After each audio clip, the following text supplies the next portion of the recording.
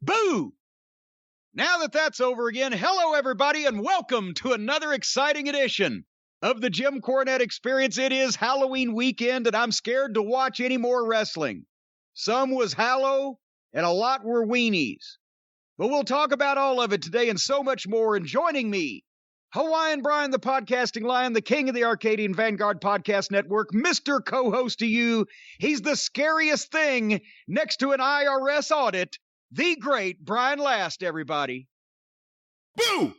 Hey! It's a pleasure to be here once again. Aloha. You scared me. How do they say boo in Hawaii? Is there a Hawaiian word for boo? Yes, but it's one of those words that you can't actually repeat publicly or something bad will happen quickly. Is it boo boo ba? Well, it ain't that. but Now wait, is it? Feel free to do the whole show like that. Well, that was the Saudi Arabian announcer last week on the pay-per-view of Fubar Sakalakaboob. Oh, one of the names made me laugh so much because several people have said it to me. Now I can't remember. It was something Fudd. Slapco Fudd. Slapco Fudd. I remember. But I was going back to, how would I actually have asked that question properly? Is there a Hawaiian or an Hawaiian? You know, it's like an historic or an honorable. So is it a Hawaiian word or an Hawaiian word? It is an Hawaiian word. I think it's an N. I think it's N. What word do you have in your mind right now that you're thinking of? You know what I was thinking of? Put you on a spot like this. You know what I was thinking of? That it's so stupid. Because everyone knows I love Hawaii and they've accepted me as one of their own, and that's why I'm Hawaiian Brian. How many times have you been there? That's besides the point. I love Hawaii. It was an intensive trip, right? You really immersed yourself in the culture. More than once I body surfed. More than 3 times? Beaches. What I was going to say is, despite the fact that I've been there and I know people there and I have friends there and they love me, I always think of Bill Apter when I think of goddamn Hawaii. Because of that stupid joke of Hawaii or Hawaii. It's Hawaii. You're welcome. That he told every single year at the Eddie Gilbert tribute brunch. Every year he told that joke. And for some reason I think of him whenever I think of Hawaii. I think of Mr. Queens, New York when I think of Hawaii. That was Bill Apter's version of the Captain Lou Albano, that tie's a real pisser joke. You would hear, and he sounded like Count Dracula when he would say it. That's interesting. I never picked up on that before. Well, Bill Apter had the same delivery as Count Dracula? Yes, it's the same delivery. It's Hawaii. Oh, okay. Hawaii. In the joke. I will bite you in the neck in Hawaii. I thought you meant in general. I started just thinking of Bill Apter talking. No. Now, the rumors that Bill Apter is a bloodsucker have nothing to do with it. Oh, come on. That's not fair. No, I'm kidding. He paid unfair. Very fairly for the time back in those days. When we had simpler needs. Remember we found an old PWI quiz about you that we did on the drive-thru once, and one of the questions was, who gave Jim Cornette his start in the wrestling business? And you're like, oh, Christine Jarrett. Wrong. Bill Apter.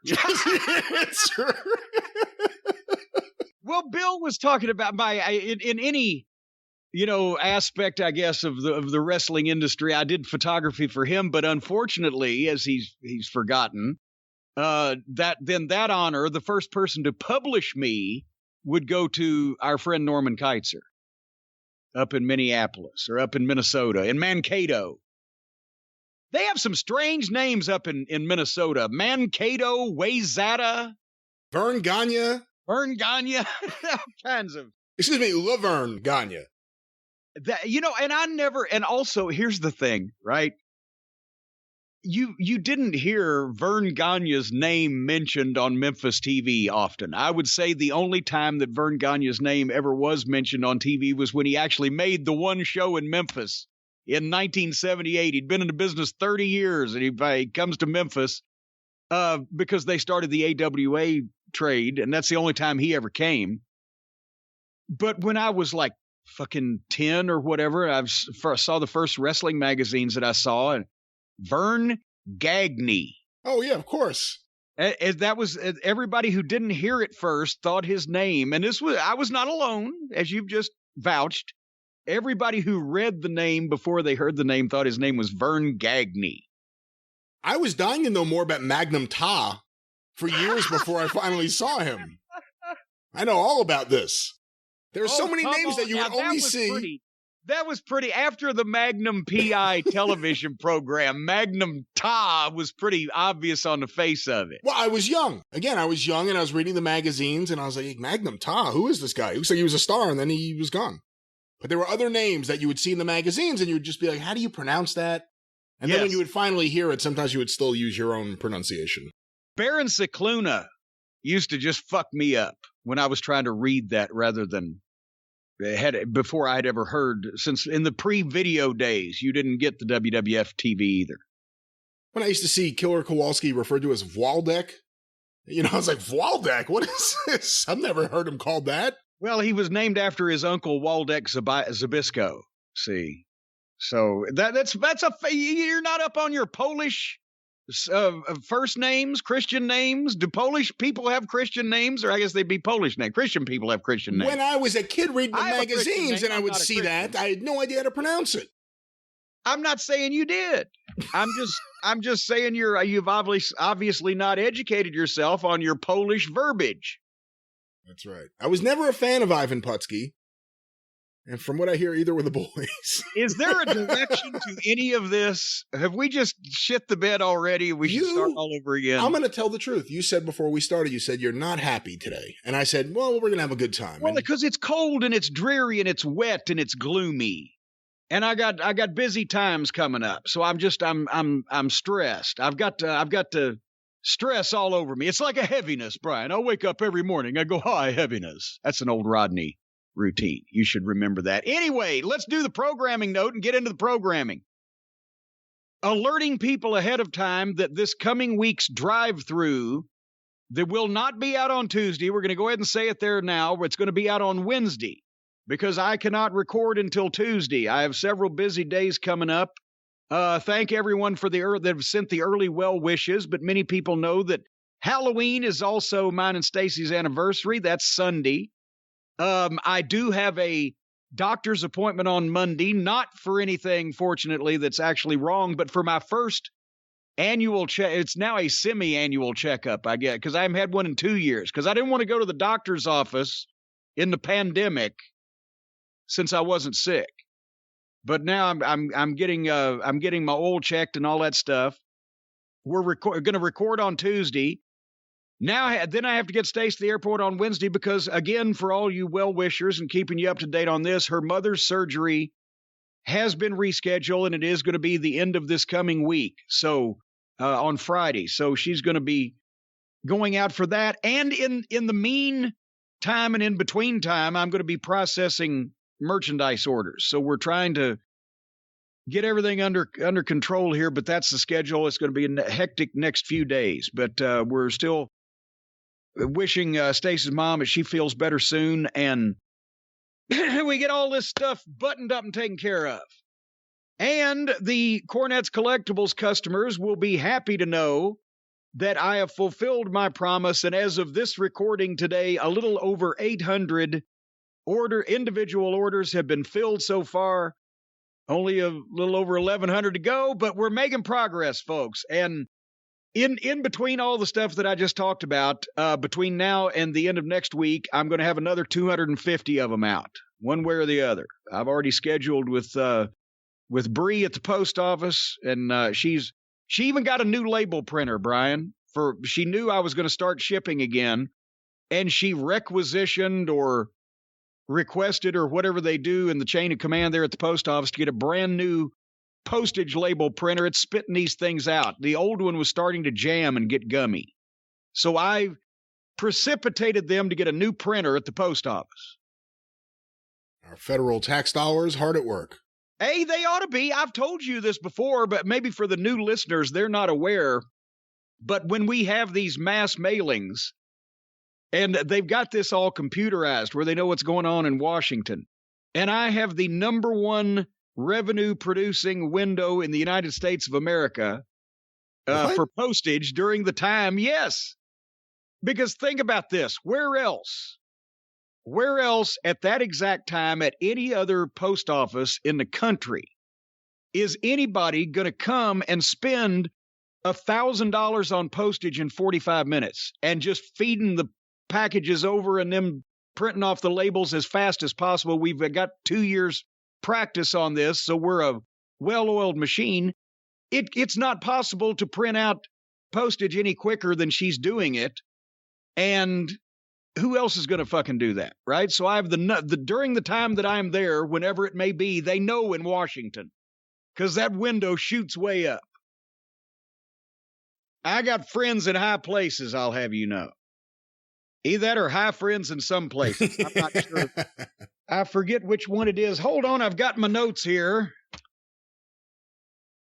Okay. I was trying to get you to say a word that would cover up for me not having my notes here, but the Heritage Auctions trading card update that we've mentioned the past few weeks, my sets of 1982 and 83 Wrestling All-Stars trading cards are currently, the auction is opened, up for auction at Heritage Auctions.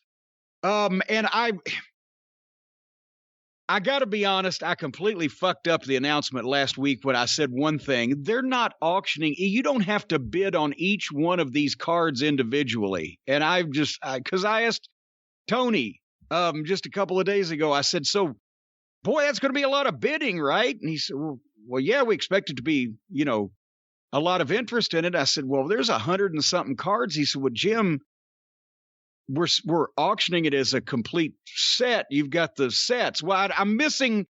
I've got the complete first set, the complete second set, and I'm missing one schlub's card out of the third set. I don't know how. But he said this is not only from your collection, but you've got the complete run, and they're all high grade and same or similar conditions. So that's how we're auctioning. So a lot of people are going to bid, but they're not going to bid on each individual card. And I said, oh, never mind. But anyway, so we've cleared that. So it's easier now. You can bid and have my whole collection. They can have your whole. They come. Well, who am I? What are they bidding for? What kind of place is this? You can have my whole assemblage of cards there. The whole collection of things. Rather, you can have my whole at Heritage Auctions. Who said I'm not businesslike? I'll auction off anything. But anyway, if you don't want to go and muddle around and try to find at HA.com, which is the Heritage Auction site, the November Fall Sports Collectibles Catalog Sale, you can go to JimCornette.com, that snazzy new impervious website that I've got. And there's a banner on the homepage, and you can click right on that, and it will take you to my stuff at Heritage Auctions directly there, including the 9.5 Iron Sheik card. That's about as good as you can get, as well as the high-grade Ric Flairs and Andre and the Hulk Hogan.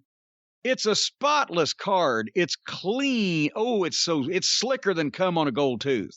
But our friend Norman, his printing, it's got a little light spot right over beside his head. Some of them have them, some of them don't. And I don't know what yours look like, but they had to airbrush Ed Leslie out of it. That's what it was. Well, no, it's not nearly as big as his old jug head. It's just a little spot over there, but that detract. But they're clean. They're clean anyway. So those are the much sought after Wrestling All-Stars trading card sets, and the auction goes until November 18th, and people are bidding as we speak. So, and you can watch it. You can keep an eye on it. I know your strategies with things when you bilk people on the internet for their treasures and valuables for pennies on the dollar. I know what you do. Who do I do that to? Well, everybody. You're a shark. You're a shark in the water. You're out there getting all these deals, wheeling and dealing, bidding on things right and left. I overpay for lots of stuff because I want people to be happy. Ladies and gentlemen, Brian Last, spreading happiness everywhere we go. Let's spread a little happiness. I got an email from someone who shall remain nameless, but he often bruises himself when he stumbles in Baltimore. But no, he told us of one of the inside the circle of trust members of the Cult of Cornette, jacked up Jeremy Bagley, who has spearheaded several of these fundraising efforts for the American Cancer Society and the Crusade for Children and all of the various things he's done over the last few years on behalf of me and the cult and etc. He's got some, I've called them unsavory before. His parents, the Bagleys, those unsavory people. They're fine actually, people. They're fine people. They use their left and right turn indicators. They do conform to the laws of polite society. But I just mess with them because they spawned Jeremy onto the world. But anyway, Jeremy's dad's got to have surgery this coming Monday, November 1st. So we wanted to send well wishes. I don't now. He told me what kind of surgery it is, and I'm hemming and hawing. It's not like it's a hernia surgery, but it's he's a older gentleman, so we don't want anybody to have surgery. So it's not like it's just some willy-nilly thing, but at the same time, it's not like they're transplanting a brain and they'd have to find a donor and do all that stuff. So we sure he's going to be fine with this, but we want to wish him all the best. And maybe, well, if they did have, I was going to say if they need to do a brain transplant on Jeremy's dad, Jeremy could donate his, but they'd have so much trouble finding something that small. Why would you insult him now after all this? Well, because it's Jeremy. Oh, and we can't just play this straight. We have to browbeat him, or he wouldn't think we love him. Anyway, to all the Bagleys, we love you. There's another email, and this is from Jacob. And there's an issue he's got with what we're doing on the show, Brian. And do you want to see whether we should modify our behavior based on what his issue is? Well, let's hear it. I have no idea what this would be. Let's hear what his issue is. Well, dear Jim and Brian, I really enjoy your show. However, every time you mention the name Anthony Agogo and his tag team partner Nick Comarato, my Android smartphone thinks I'm saying, "Hey, Google." Then the Google lady's voice comes up and asked, "Hey, Jacob, are you sure you want to search Cleopatra?" What? I'd like to search Cleopatra. She looked pretty hot in the cave paintings I've seen. The cave paintings? But he goes on, the cave paintings. You mean the pyramids? You mean the pyramids? Well, the pyramids or the caves or wherever they painted pictures of Cleopatra, she looked like a fine young lady. Jacob continues on saying, "This is extremely annoying because it takes me forever to clear out said Google search and get back to your show. I guess what I'm asking is, can you please quit saying a go-go? Thanks again, Jacob."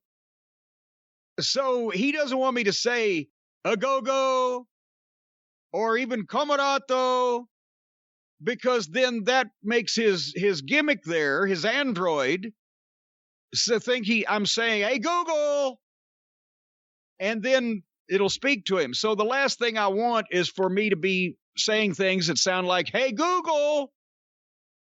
So a go-go. A go-go. I'll never say a go-go to Google. Again. A Google. A go-go. Google gaga. All righty.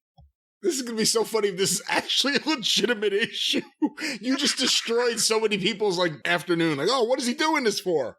Either that or somebody's going to make the thing, the picture of me, my lip, the cartoon, but my lips are moving, the stuff that they're doing these days, and then they put the sound behind it. Goo goo gaga, goo goo gaga, go go, Google. Goo goo. Anyway, thank you, Jacob, for letting us know not to say, "Hey, Google." A go-go. Or nyuk, nyuk, nyuk, nyuk. Hey, Mo. Hey, Mo. Did you hear about what our old friend, well, you may never have met him. I've had the pleasure. Old Jim Mackingvale down in Houston. Did you hear what he did? I've never met him. I know who he is. I did not hear what he did now. And for the uninitiated, Jim Mack, they call him Mattress Mac down in the metropolitan Houston area. And basically, Jim Mackingvale is the owner of Gallery Furniture, who was a sponsor of Paul Bosch's Houston Wrestling TV program on Channel 39 in the 70s and 80s. He used to come to the matches all the time, big wrestling fan. I know what people are going to say. How old is he? He's an elderly gentleman now because Gallery Furniture wasn't just some kind of shade tree operation, 45 years ago or whatever. And there was a few locations, I think, even at that point. But now apparently it's the biggest furniture chain, and certainly in Houston, maybe in East Texas. I mean, there's giant locations all over the place. They were big sponsors of WrestleMania. When was the last time WrestleMania was in Houston? They've been there since WrestleMania 17, right? Probably, but I don't remember. But the point is, they're huge sponsors of the accesses and all that. So whenever they go to Houston, it's a big deal now, right? And there's old Mattress Mac, Jim Mackingvale, owner of the whole thing. And you're going to like this, Brian, because it's tied into baseball too. Guess what he just did? It's tied into baseball. The Houston Astros are in the World Series against the Atlanta Braves. Of course, the Houston Astros, famed cheaters. Did he ban them from his stores? Oh, God, no. You were starting to sound like Sherlock Holmes, and you finished up as Dr. Watson. You were really working through it there. It's like you were on Who Wants to Be a Millionaire. Well, Jim McIngvale, Gallery Furniture, located in Houston Astros in the World Series. He has, and then you completely shit the bed, but he has bet $2 million on the Houston Astros to win the World Series. What do you prognosticate his chances are? Well, hold on. Who did he bet this with? I saw it on the news. This was actually on the TV news. I did not. He's bet with a legitimate betting organization of some kind, because if he wins, apparently he will win $36 million. And this may be the largest single bet placed on something or other, is why it was on television or whatever. But I looked up and I said, well, there's Mattress Mac. And then the lower third confirmed that. And then they told the story. So are the Astros going to win this thing? I don't know. It may go to 7 games. It's going to be tough. They're 1-1 so far going back to Atlanta. They just played 2 games in Houston. The next 3 are in Atlanta. And if there's not a winner, if no one's won 4 games by that point, they go back to Houston for the final 2 games, or possibly 2 games. Well, you'd think they'd want to draw it out for more revenue and to book it down to the wire. Did you know the whole thing about the Houston Astros and the cheating scandal? Well, how did they cheat? So they won the World Series, and everyone had been pointing to their organization for years because they had awful seasons where they purposely lost over 100 games. The theory being, we'll be a really awful team, and then we'll do better in the draft the next year, and we'll get really good players that'll help us in 3 or 4 years. And they did that. They built an incredible team, and they got to the World Series, and they won, but there all of a sudden started being a lot of suspicious things that other teams were calling them out for. Whether it was people banging the trash cans in the locker room when they saw the other team's pitcher's signals. The rumor of their big star player, Altuve, who's an amazing player. He's like 5'6", and he hits home runs, and he's a second baseman, and he's a leader. He's a great player. However, he may have been a cheater because beyond the trash can banging, which led to several people being suspended from baseball, including the man who was about to be the Mets manager, but that's another story. Altuve was about to cross home plate, and there's a thing now in baseball where sometimes teams celebrate and they rip the guy's uniform off and they dump the Gatorade on him, and he runs around the field without a shirt on, and the fans go crazy. Big pop. He made a motion like, do not rip my shirt. Do not. You guys know. Because the rumor is he had some kind of buzzer on him to alert him of the pitch that was coming. What? That's how intricate the cheating operation was. What if he was wearing a wire? The rumor, again, no one knows for sure because he wouldn't take off the uniform. And there's no evidence or proof of it, but everyone points to it because they were cheating in every other way. So, yeah, he was wearing some kind of buzzer. Now, wait a minute. Hold on here. If they're going to that length, then if he was wearing a buzzer or whatever, wouldn't he have something in his ear? Wouldn't it maybe connected to his cap? Or that would have been right. That would have been seen. That would be seen. All you need is one camera to pick it up. All you need is one umpire to notice it. That would be seen. So what are they, has he got like nipple clamps on and they shock the left nipple if it's going to be a fast ball and the right nipple if it's going to be a curve ball? Or how How would that be orchestrated? I'm not sure. And, this is one of the reasons I wanted you to watch that 86 Mets documentary, because the Mets played Houston in 86, and Houston had a pitcher who had been a bum on the Mets, Mike Scott. Wasn't good at all. They traded him to Houston. He learned the split-finger fastball, which is a fastball that moves down. And he also learned how to apply sandpaper to a baseball so that it moves in completely unnatural ways that people can't hit. And he was cheating, so it's all about the Mets catching him, getting these balls, and the league doing nothing. And he cheated, and again, Houston Astros. I'm sensing a trend here. Houston Astros. I can see some wrestler like Sputnik Monroe having, if they got into baseball, having some kind of deal where they're palming the piece of sandpaper and they're doing all this and that. That sounds like some old carnival tricks. Have you ever seen when they caught a baseball player? Because I always saw when they caught Lawler or Eddie Gilbert when he was copying Lawler, when they would hide the different things in various places. Yes. Have you ever seen when they caught a pitcher? When finally the umpire's like, something's going on here, the other team's complaining, and they go to the mound and the object falls out. Have you ever seen when that happens? I have not. I have not. All right. Now, see, I would watch that kind of baseball. It's great. I want to see the foreign object falling out of the guy's fucking hand. Well, good luck to Mattress Mac, by the way, on that bet. And, you talk about the don't rip my shirt off of the signals, the cheating or whatever. It reminded me of the cake in the oven. For the new listeners, I think I've told this story probably, but in Stamford, Connecticut, the Titan Tower WWE office that they have been in for so many years now. You've seen the pictures, the flag flying. That's not where the TV studio is. The TV studio is about 2 or 3 blocks over across the East Main Street in Stamford and on Hamilton Avenue. And it's like a smaller building. That's where they had the warehouse where they had Tom Pritchard and Dory Funk Jr. training Kurt Angle and doing those tryout camps. And that's also where when you would see WWE Livewire or the shows that would emanate from a control room setting, that's in that studio there. They do all the post-production, all the interview shoots, blah, blah, blah. The warehouse at one point was there, and then they got too big and branched out. But anyway, the thing is, you have to, when you come into the TV studio, you got to pay, you got to have a key card to get in a gate like you have everywhere else up there. But once you do that, even if you park right in Vince's spot, right by the front door, you come in the front door, you go right past the reception area, and there's somebody, receptionist or someone sitting there. And then you open a door and you go down a long hall, like 20 feet, where there's no windows and there's no other doors. And then you come out on the other side, you're in the actual warehouse that they use to put the ring up for the training camps, and they build interview sets and stuff. And then you go on into where they do the voiceovers and the TV production. But while you're in that 20-foot hallway, you're cut off from the outside world. You can't hear anything going on either end. There's the big fire doors and everything.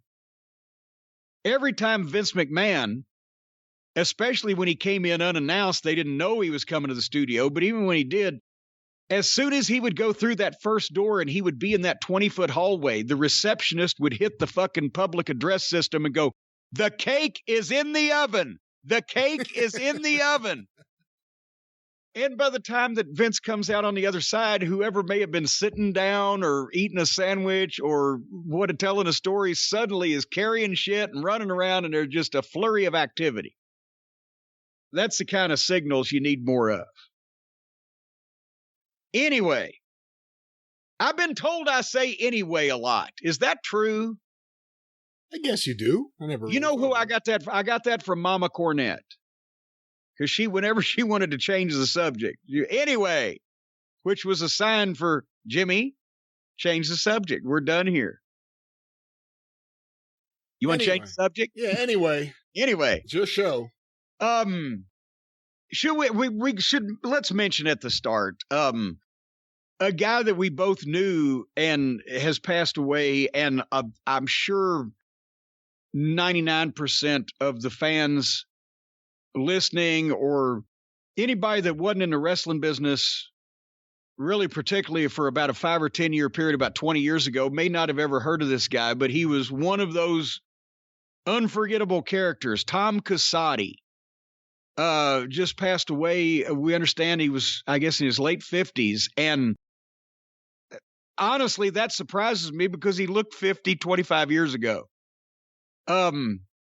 And we're going to sound like we're making mockery of Tom, and we're not. Actually, we are, because that's what he would have wanted. He was a gimmick. He was a character. He didn't have a character. He was a character. He was a gimmick that you only find in and around the wrestling business. And when did he start running shows, Brian, actually? Because, of course, he was in New Jersey and in that area in the late 90s when I was up in the WWE, working for Dennis Corluzzo and booking third-party promotions. I'd booked some guys for him, but was it just right about that time? We always heard he inherited money from his mother, and that's how he spent money to run wrestling shows to be in the wrestling business. He spent money to be in the wrestling business. Yes, a lot of money. But it was about that same time, right? He hadn't been around very long. Or did he manage first as Royce Prophet, the rotund manager of Doom? Which came first, the promoting or the managing? I'm not sure, because all of a sudden he just popped up at shows I was going to for Dennis in Yardville, New Jersey. I was hanging out with Dennis and Mark Carluzzo and Donnie B at these shows. And all of a sudden he was there, and he was so, I hate to say it, but like you said, he would want this. He was so weird and creepy. I always stayed away from him because he was like, again, he wore a suit at ringside, and he had his hair slicked back into a little bit of a ponytail, and he looked like a bigger, grosser version of Heyman at that time, when he would still wear the suit. Yes, and now he wouldn't be a bigger version of Heyman now, because Heyman's pretty good size, but he'd still be a grosser version. Yeah, he was a bigger, he was shorter, dumpier, with not much more hair then than Paul has now, and then it was slicked back into ponytail. But also, and he was both pale and dark complected at the same time, because his natural skin pallor was very pale. He almost looked translucent, like he got a moon tan. But then on top of that, at various points but I'm serious. At various parts of his face would be like red, like the heartbreak of psoriasis red, right? Especially when he got out of breath and everything. So his face was both colorful and glowing and deathly pale at the same time. But it added to his gimmick, because he was he was a greasy manager you wanted to stay away from. So there were a couple of things specifically I remember that I was around for. So you say that the story went around that he inherited this money. Yes. That's all I knew. That, and there were started to be stories that he was booking wrestlers for shows, but then there were no shows. It was more like, hey, let's just go hang out at the beach. I got one of those, but keep going. So these stories start going around, and then the word starts going around that he's blowing all of his inheritance on whatever his wrestling exploits are, and no one really could figure out exactly what they were. So one night in Yardville, he's managing someone, and I'm in the back, and Donnie B gets on the house mic. And I know this is unprofessional, but it was Yardville, New Jersey. Yeah, I've been to Yardville. And all of a sudden, he's managing a ringside, and Donnie gets on the mic. Tommy, this is your mommy. Where's my money? I want my money back. He starts selling it. From ringside, he starts looking up at the sky and like talking to the sky. It was one of the most surreal things, because we didn't know how we would react. We did not expect him to react like that, but that was... Well, he loved it, right? Yeah, he thought it was a great rib. Well, yeah, he started booking shows or running shows, and he would book some guys. And when I was booking the third-party guys, which was generally the list of guys they didn't, book on the main tour, or, weren't being used too much or whatever, or needed some extra dates. And among them were the headbangers, Thrasher and Mosh and Glenn and Jazz. And, and those guys, they'd worked for Burt Prentice, and they were old school wrestling, so they could go and easily have spot show matches and not get hurt and whatever. So I'd book them wherever, I could, that they didn't mind going anywhere. But every first couple times, And they finally, I can't remember, I think it may have been Glenn that called me and said, this Tom Casadi, he pays us, but he cancels. And I said, well, do you want me to keep booking? He said, yeah. He said, because then we go and we just hang out and he takes us to dinner and he pays us like we wrestled. He said, but this last one, he never actually had us go to a building. I don't think he was really running a show. He had us go to they went to his apartment or whatever. So then I'm pretty sure they were the ones, and I'm not sure they were the only ones. This might have been after they were done with the WWF, but he booked a number of guys, including the Headbangers, on like a weekend in was it the Bahamas or was it? Yeah, that's what I think it was. St. Martin? Because it wasn't like Dawn Marie and what's his name? Lance Diamond. They were part of that too. Simon Diamond. Yeah. Yeah, well, when they got down there, it turned out there weren't any shows. He just, hey, let's hang out on the beach and have a vacation. He paid them to come down and have a vacation with him.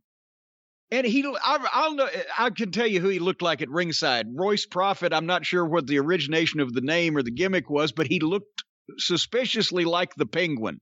Yes, more than Heyman ever did. More than Heyman ever did. Bad skin. Yeah. But anyway, and now that we've just ripped this guy up one side and down the other, people are thinking, you must have hated him. No, he was a fun guy, and he would have liked the attention. I stayed away from him. Do you remember the story? And it was either Tommy Fierro and Billy Reel, or Tommy Fierro and the Inferno Kid, and I don't remember. But Tommy and Danny Germundo always hung out together. But I want to say Billy Reel was a part of this. Where somehow they ended up, I want to say in Vegas, but it may have been somewhere else. They ended up in an apartment with Cusati and he wouldn't let them leave. And he held them at gunpoint. And then finally, either one of them escaped or they got word to the cops. The cops showed up, and when they arrived, Cusati entered the door and he had shaving cream all over his face. Yeah, shaving cream. I remember that now. Not like on his beard area. His whole face was covered in shaving cream. Like they won't recognize me if I'm covered in... And now rest in peace. Yes, peace. I know somebody out there's going, wait a minute, what the fuck? They're laughing about the shaving cream. They buried the lead. He held him in his house at gunpoint. But it was just a, minor thing with Tom, an issue that he had. I'm sure there was apologies given later on. But he didn't want him to go. He wanted company. It must suck if you're on the way over there and you're like, man, I heard he took fucking Headbangers to the Bahamas. I wonder where he's going to take us. Took you to the couch and then he took out his gun. His hostage. Oh, God. Yeah. He took the Headbangers to Cancun. He took us hostage on the couch. Rest in peace, Tom Casadi. Another unforgettable character. A lot of these people, I'm telling you, in the wrestling business, as they go, they're going to be forgotten. Because you don't find people like this every day. And that's what we plugged, Bert Prentice's book that Scott Teal at crowbarpress.com just finished, because nobody leads a life like that. Or Tom Casadi, who I'm sure Bert probably figures out he'd rather have led the life he led than led the life Tom led. But some of these characters and personalities are going to be gone forever, and you're not going to be able to remember them unless we tell these stories, or, Brian, unless we have some type of picture to remember them by. That's a great idea. I know a photographer in Louisville, Kentucky.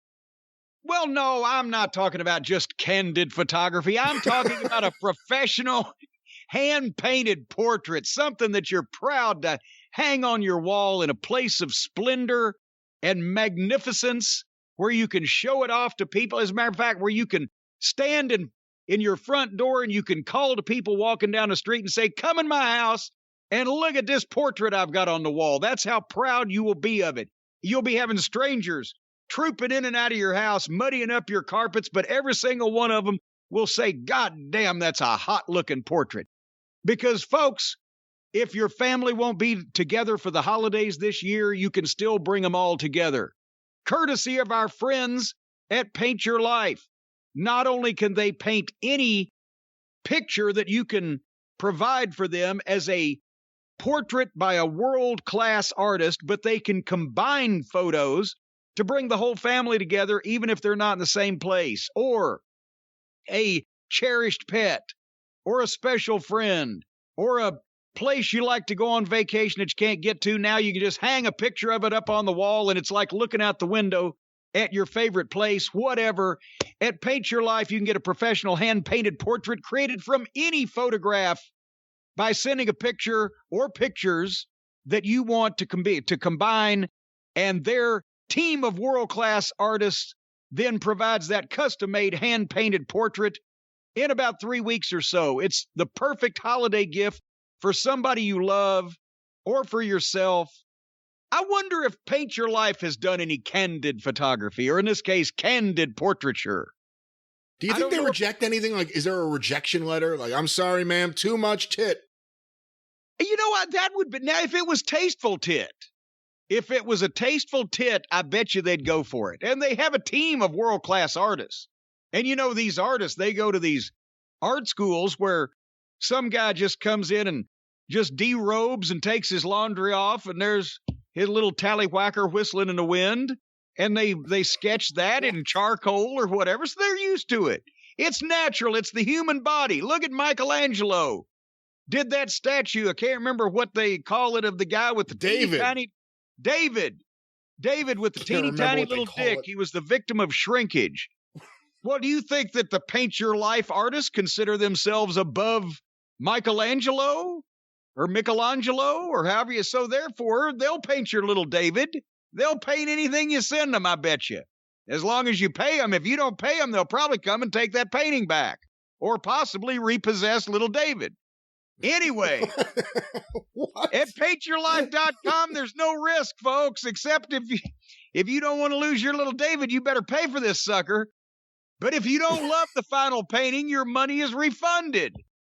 I'm sure they can refund your money easier than they can refund your little David. So let's just keep on the straight and narrow here. Guaranteed, folks, now is a limited time offer. Get 20% off your painting, 20% off. I say again, 20, and that means in addition to free shipping. And to get this special offer, text the word DRIVE, D-R-I-V-E, to 64,000. That's DRIVE to 64,000. Again, if you're texting DRIVE to 64,000, then the fine folks at paintyourlife.com will take 20% off your fine quality portrait and free shipping. And just make sure that you don't try to ship your little David. Yeah, I don't know if they have to worry about that. Of all the companies to have the castration collection agency, I don't think it's Paint Your Life. No, probably not. Do you think David was upset when he saw that statue and he said, fuck, Michael, couldn't you give me a little credit for a little more something than that? I mean, it's fucking microscopic. It's minute. I know it's cold weather. I'm standing here naked. There's a breeze. I've just been in the pool, so there's shrinkage. But still, I mean, and then look. Maybe it was a good thing. Like, you know how, like, big women back in the day meant, oh, she's rich and plentiful. Maybe having a tiny dick back then meant something, too. Yeah. It meant you couldn't get past all them rolls of fat on them big women to get to the good part. So, and then you've got two little grapes for testing. I mean, you'd need an extension, if anything, if all the women are predominantly plump and all the men are fucking the original inspiration for Vienna sausage, and you've got a, you've got a connection here. These are two different times, two different centuries. Two different times? Yes. The plump women and the tiny dick David.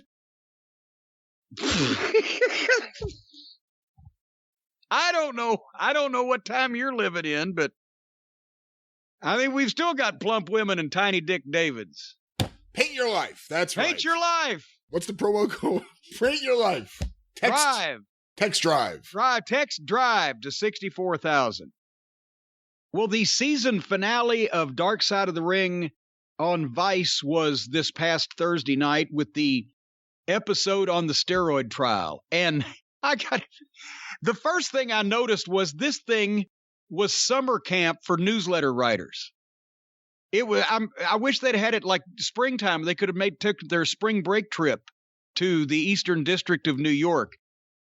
Even Wade, they called Wade Keller a quote unquote journalist. He actually got camera time because remember, he was, I guess, a college student at that time and actually took the trip over there to camp out and take notes.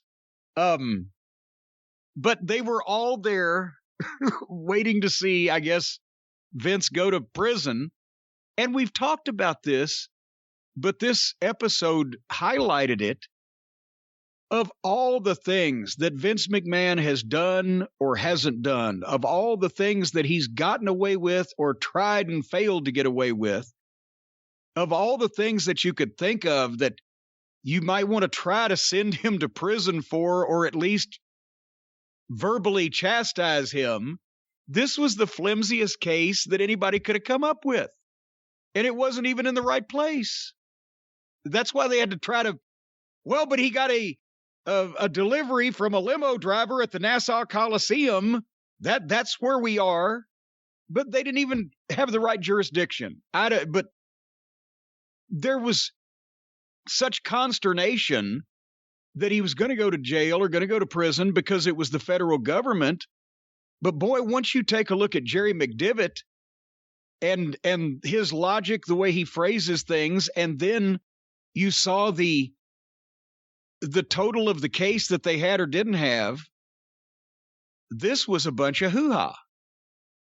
What'd you think?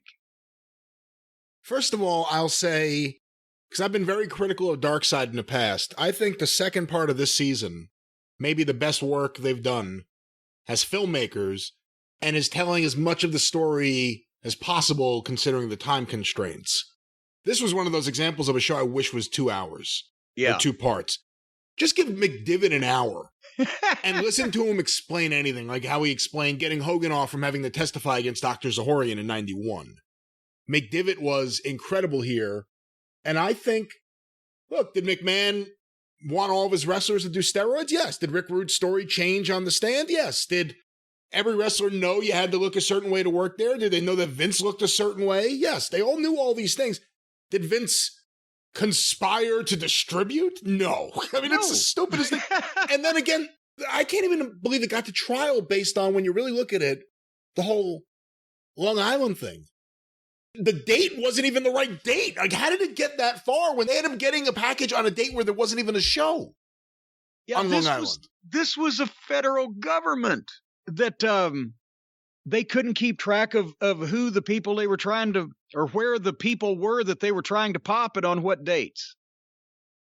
And, a lot of people are going to say that, oh, well, Linda had heard and tipped off so-and-so and there was backroom manipulations and all that stuff. And the point is they still didn't have a good case because of all the things, as you just said, and as I just said, that you could potentially charge Vince McMahon with. Conspiring to distribute steroids was not amongst them. Because it was, if he was running a sumo wrestling troupe and everybody had to weigh 600 pounds, he wouldn't be the one physically handing them the cheeseburgers, right? Regardless. So it would be Jay Strongbow. Yeah. It'd be Jay Strongbow, yeah. And, that's the thing I'm thinking, well, maybe at the time it wasn't something they could have done then anyway, but the only thing I think that the government can get or has ever been able to get or would ever be able to get Vince McMahon or the WWE on in any kind of legal sense is the independent contractor thing. And it's not like he's going to go to jail for misclassifying his employees, but they could rectify that. But say what you want about Vince. Can you think of any offense that Vince McMahon has done that would call by the definition of the law and statutes to be prosecuted and sent to prison for? Can I think of anything he should be sent to prison for? Well, yeah, I'm saying is can you think of any? Everybody says, oh, Vince, they're going to get Vince or whatever. What would you say? You could say he's misclassified his employees. Yes, you might yes, be, you could, yeah. I'm sure you could look at any big major corporation and figure out they ain't paid enough taxes. But what really, they were trying to put him in prison. What has Vince done in his lifetime that we could think of, that anybody knows about, that actually you deserve to go to prison for? Well, David Schultz told me a whole bunch of things. Well, I'm sure he did, and I wouldn't be one to disagree with him in front of him, but I don't know if there's a lot of corroborative evidence for those things. I don't know. I haven't thought about what crimes he's committed in a while, so I haven't really. Well, but that's what I'm just saying is like, there had to be, certainly Manuel Noriega was running around the government to go to all that trouble and all that expense and end up, and all they did was basically get Jerry Jarrett a job for about a year and a half. And they nailed Noriega. Yeah, see? Yeah. Yeah, they wouldn't have if Jerry McDivitt had been his fucking attorney, I'll tell you that. They would have if it was the World Wildlife Fund. That was before McDivitt? No. What? No? Not only did Jerry McDivitt lose that case, and was that McDivitt? That was one? McDivitt. But to be honest with you, I don't know if anyone could have won that case. But the funny thing is, when the Warrior got inducted into the Hall of Fame, it was the weirdest speech because he was just giving random mentions to people. Like DiBiase was always ripped him. He's like, "Where's Ted DiBiase?" And DiBiase just awkwardly in the crowd. He's like, right here. He's like, "Hey Teddy, nice to see you. You were great to work with." Whatever he said, it completely disarmed him. But when it came to McDivitt, he goes, "WWF, WWE. I'm sorry, I can't get used to that. I can't believe McDivitt lost that trial." And they edited it out of the show. So whenever you go back and watch it on the network, that one part was taken out. His one loss was taken out of the tape. Yeah. But yeah, that was cool. And at McDivitt in his office, he has charcoal sketches, possibly from Paint Your Life, the sketches of the various courtroom scenes and the people applauding his verdict as he hugs Vince and Linda. That meant a lot to him. Again, when you beat the U.S. government, that's kind of like a gold medal of lawyering, isn't it? He got the Olympic championship of defense attorneys. But the thing is, when you think about going up against the federal government, it's a real scary thing. It's a daunting task. But when you see that Sean O'Shea is the guy against you, yeah. I don't care who it is, if it's the federal government or whoever, they had nothing. And the one thing Darkseid should have put in there, and I wish they had, was the whole idea of Afa and Sika sitting in the crowd, or not the crowd, but sitting, with the people in the courtroom. In the courtroom, mouthing the words "not guilty" to the jurors. How did that not make it in there? Not guilty. Not guilty. And then they got kicked out of the courtroom. One of them did. I forget which one. I can't remember now myself either, but Sika may have the more intimidating face, but I think Afa has the more intimidating demeanor. I don't know. The one that I was dismayed to see that Phil Mushnick is still alive. Oh, come on. Oh, what the fuck him, and he's a piece of shit. And I don't care whether anybody says, "Oh, you're taking Vince McMahon's side." Well, besides the fact that it was a lousy case prosecuted by a lousy attorney, I'm not taking his side. But fuck Phil Mushnick. Because it wasn't him against Vince, it was him against wrestling. He was just like all the other it was a long line of historic wrestling haters in the media, in the newspapers in New York, and he wasn't saying Vince McMahon this and that. He was saying wrestlers and wrestling. Wrestling sucks and wrestlers are this, and fuck Phil Mushnick.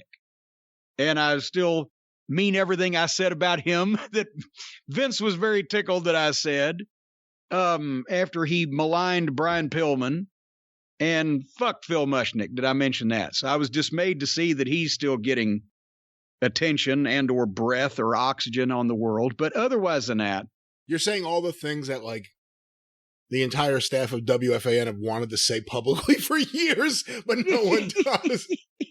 I'm joking. I don't wish death on Phil Mushnick, although I will say there are people he hates, and he just uses his column to hit them over and over, and I find it entertaining because it's not me.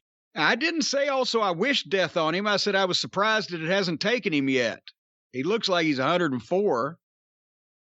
But otherwise, it was a good episode, good way to end the season.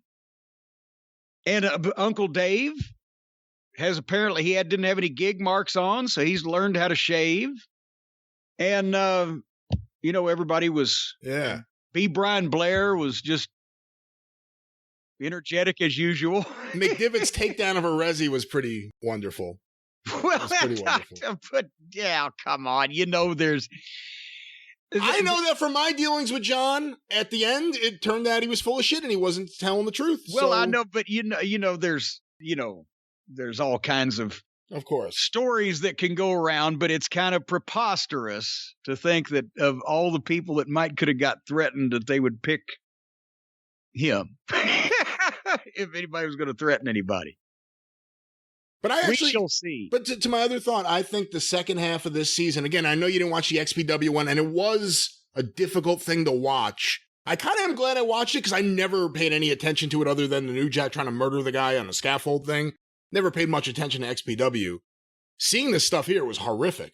I mean, I can't believe it. I'd never had seen this, and thank God I had never seen it.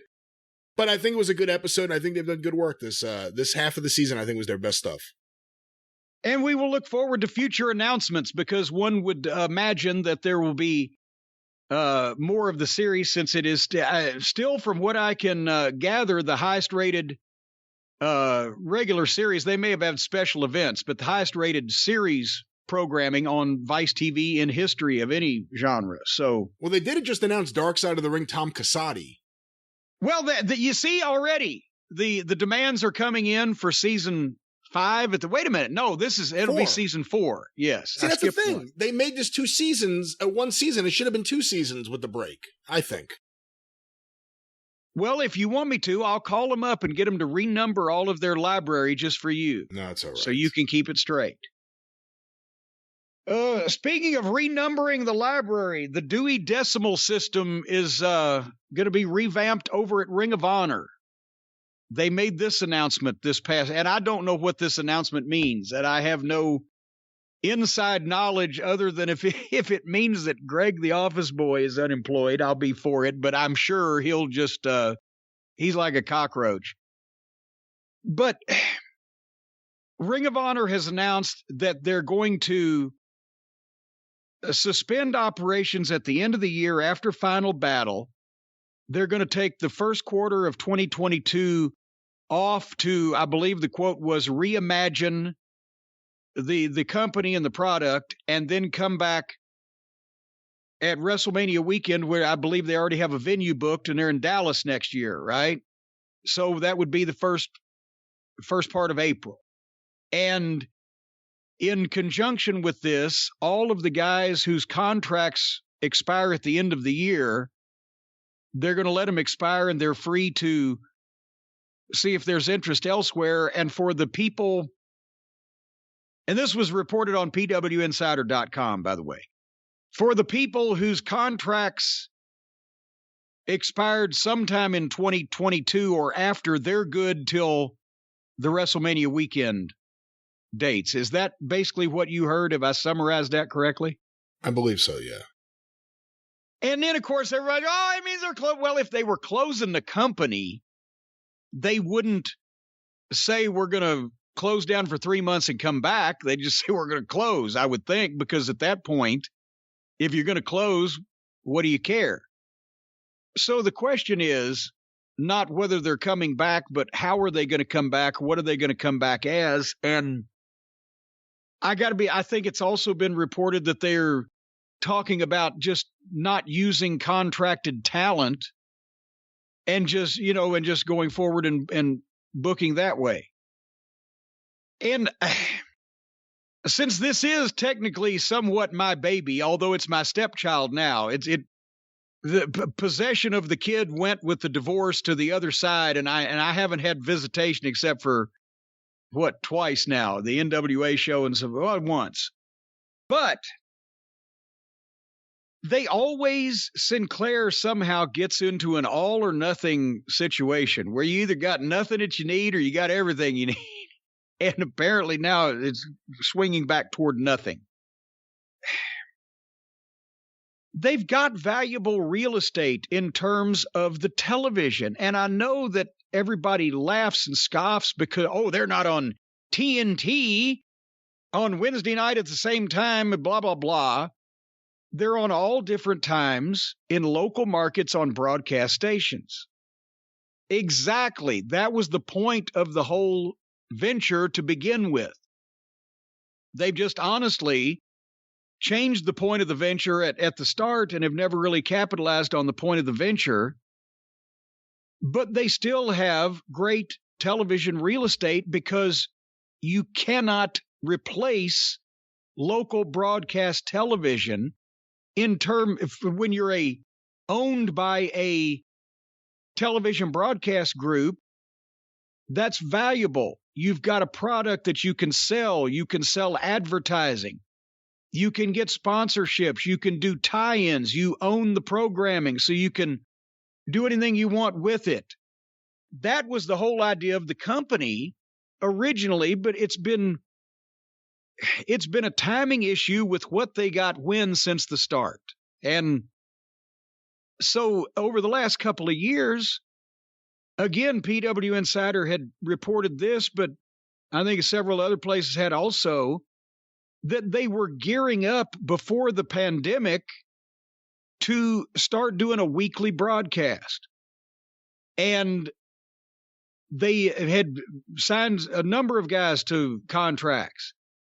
And they honored all the contracts during the pandemic because, of course, immediately they're buying or they're hiring, more wrestlers and paying more for the contracts because they think they're going to run more shows. And suddenly they're not running any shows and they're not selling any tickets and they're not getting any buzz.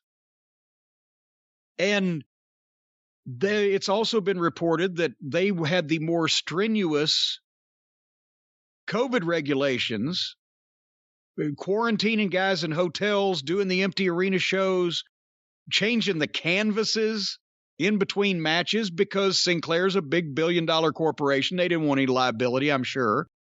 But the point is, for 2 years, they've paid all these guys they signed to contracts. And it's been numerous times they've said, oh, they're taking care of all the guys on contracts. Nobody was let go during the pandemic. They should be commended for that.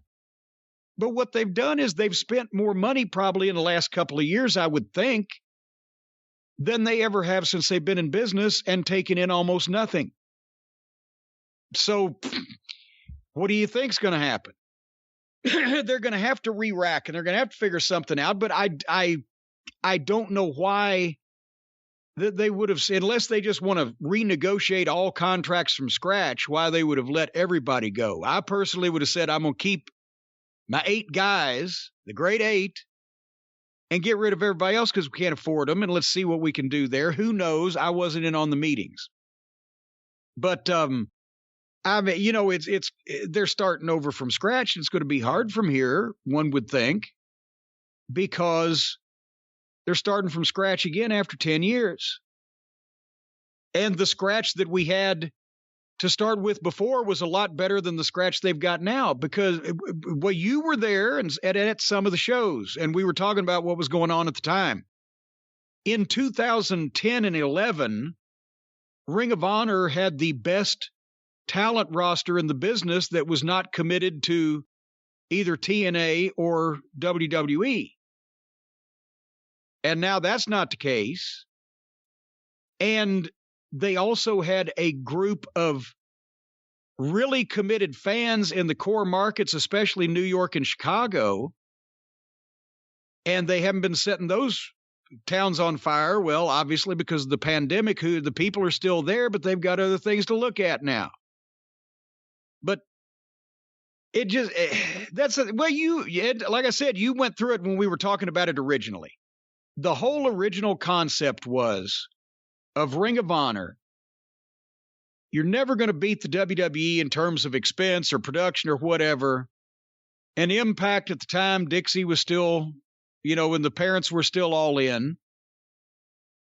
But this roster was the cream of the crop of anybody not signed to the 2 companies. From the Briscoe brothers, Jay Lethal, Eddie Edwards, Davey Richards, Roderick Strong, Adam Cole, Kyle O'Reilly. I mean, go through the fucking list of it was NXT 4 or 5 years later. Is a lot of WWE today or until recently. And they were young guys that had not been beaten to powder on the big TVs and just jobbed out into insensibility or given stupid gimmicks. A lot of them were training in MMA as well just because they liked it. And the UFC had never been hotter at that point. So I don't know what everybody else thinks, but I see that MMA style influenced pro wrestling of today mixes fairly well with classic style pro wrestling of any time until the last 20 years, because it's both a conflict, a contest, a struggle. MMA doesn't fit when you've got the death match next to it, and then there's the goddamn gymnastics kids, and there's the lucha hoo-ha. But all those young guys' styles, and they hit Tyler Black, of course. How could I forget about him? All those, they hit hard. They were performing at a high level, and they were taking it seriously. This was before the Invisible Man started to get booked. And so the concept was there is a market for this high-performance wrestling. And there continued to be. Over the next few years, they just called it NXT. But there's not a market that's going to sell 5,000 tickets in one town right now, which is why I was head over heels in love with, as much as I hate the internet pay-per-views. And you remember we talked about this, Brian. If you can run a show in New York, oh yes. If you can run a show in New York at the Hammerstein Ballroom that draws 2,000 people, and there your gate already's, 60, 70, 80 grand, or whatever it was back then.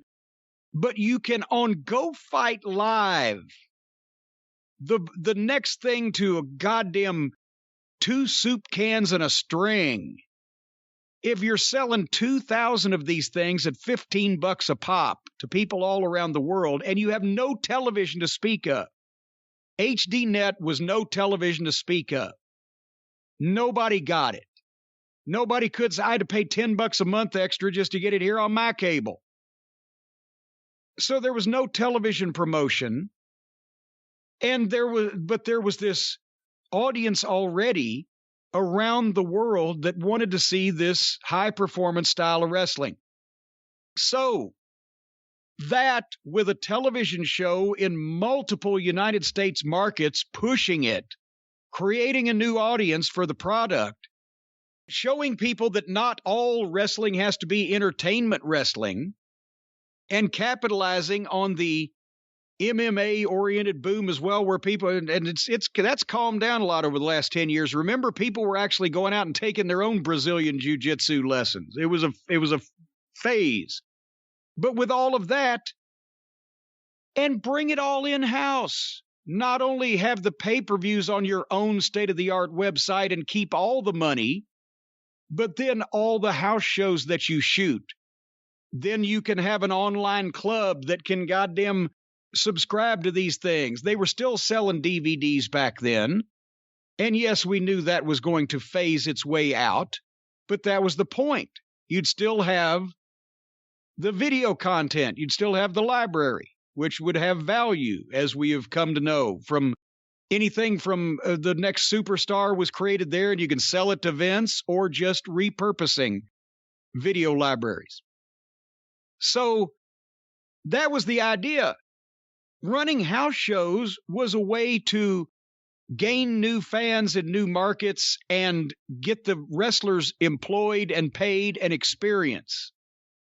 The money was to be made in the fucking state-of-the-art website interaction, live pay-per-views that anybody in the world could see, and the television program that we could go to individual markets with and sell sponsorships and get revenue for the television station, and etc. Right? The house shows were never meant to be giant money makers at the start, or possibly ever. That was how you pay your boys, and also how you build your video library. So immediately what they did at the start was they didn't get any of the state-of-the-art equipment. Greg, the office boy's college friend, built the website. They didn't tell Go Fight Live to go fuck themselves and engaged in, what was it, 4 or 5 more ventures with them, one of which actually made the air. The others of which, obviously, were catastrophes. And Joe Koff and Greg Gilliland kept saying, but we've talked to Go Fight Live, and they're going to buy extra equipment. Sure they are. And they're going to have to honor their contract, they're going to have to do this and that. I said, sure they are. And they won't come in our mouth either. These people aren't capable of doing this. They don't know how, even if they try. So anyway, they started running more house shows off the bat because they wanted to go into the TV markets. But that was too quick, because that should have been somewhat behind the curve of all this other stuff. So they go into the markets and they don't sell a bunch of tickets live, and then they don't want to fucking put the whole crew on the fucking live events. So they don't want to buy that many plane tickets. But then we don't have a full crew for the DVD and the video that we're shooting of that show to add to the library for the potential website sales. And we didn't have a broadcast quality TV camera for a year and a half. So it was chaos at the start. And they've put the cart before the horse on a number of occasions.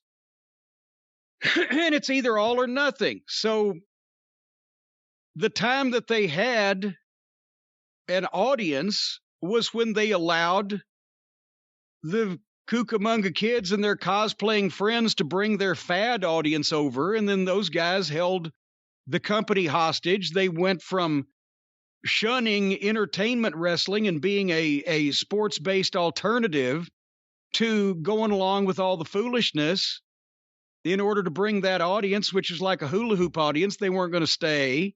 They're not going to stay where they are, because they're going to eventually grow up and have children if any of them ever have sex.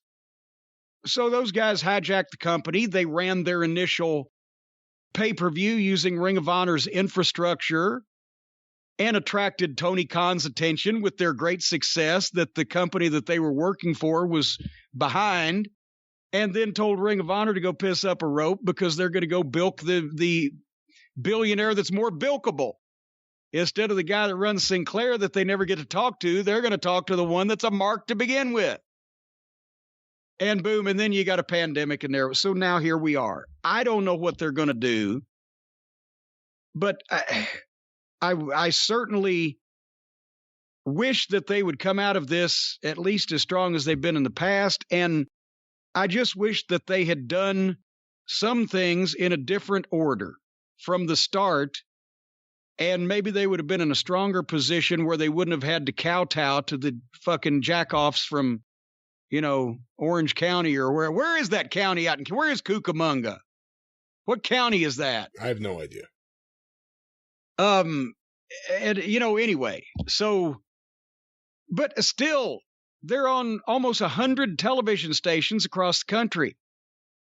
And you cannot not do some kind of number on local broadcast television. If you air a test pattern or an infomercial on local broadcast stations, you're still doing a number. There's still somebody watching it. So that's valuable. And I would think that any wrestlers that, besides the fact I'm sure some of the Ring of Honor contracted guys or some people that have been working for them will continue to want to, but if there's any wrestlers that aren't signed that want to get on television instead of having to, sign their lives away and be told your name's going to be Braun Breaker and you're going to fucking puke unicorn vomit, I would think that they would still want to try to get on Ring of Honor television, because that gives you television exposure in the United States of America as an independent contractor. So we'll see what happens. But the TV is valuable. You just got to have something to put on it, and you got to have the infrastructure in place around you to make money with it. And the biggest curse is corporate America and wrestling does not mix and never has. And, that's one advantage that Tony Khan has. He doesn't have to answer to a board of directors or multiple layers of people in his organization that are wondering about the wrestling branch, because it's his little play toy. So that's good in that respect. But Well, I've told you this story about Charleston, West Virginia before, but it could have been any market. The idea on promoting wrestling, especially live wrestling events, especially when you've got television with a local broadcast affiliate, is get everybody involved and working together. Not just people buying tickets and coming and watching a wrestling show. People buying tickets and coming and watching a wrestling show that's on a local station where you're looking at banners from local businesses and you're looking at a car from a local car dealership and you're going to have an after party at a local Hooters. And everybody's paying to be part of this because everybody's getting promotion out of it. The radio stations, the TV stations, the restaurants, the car dealers.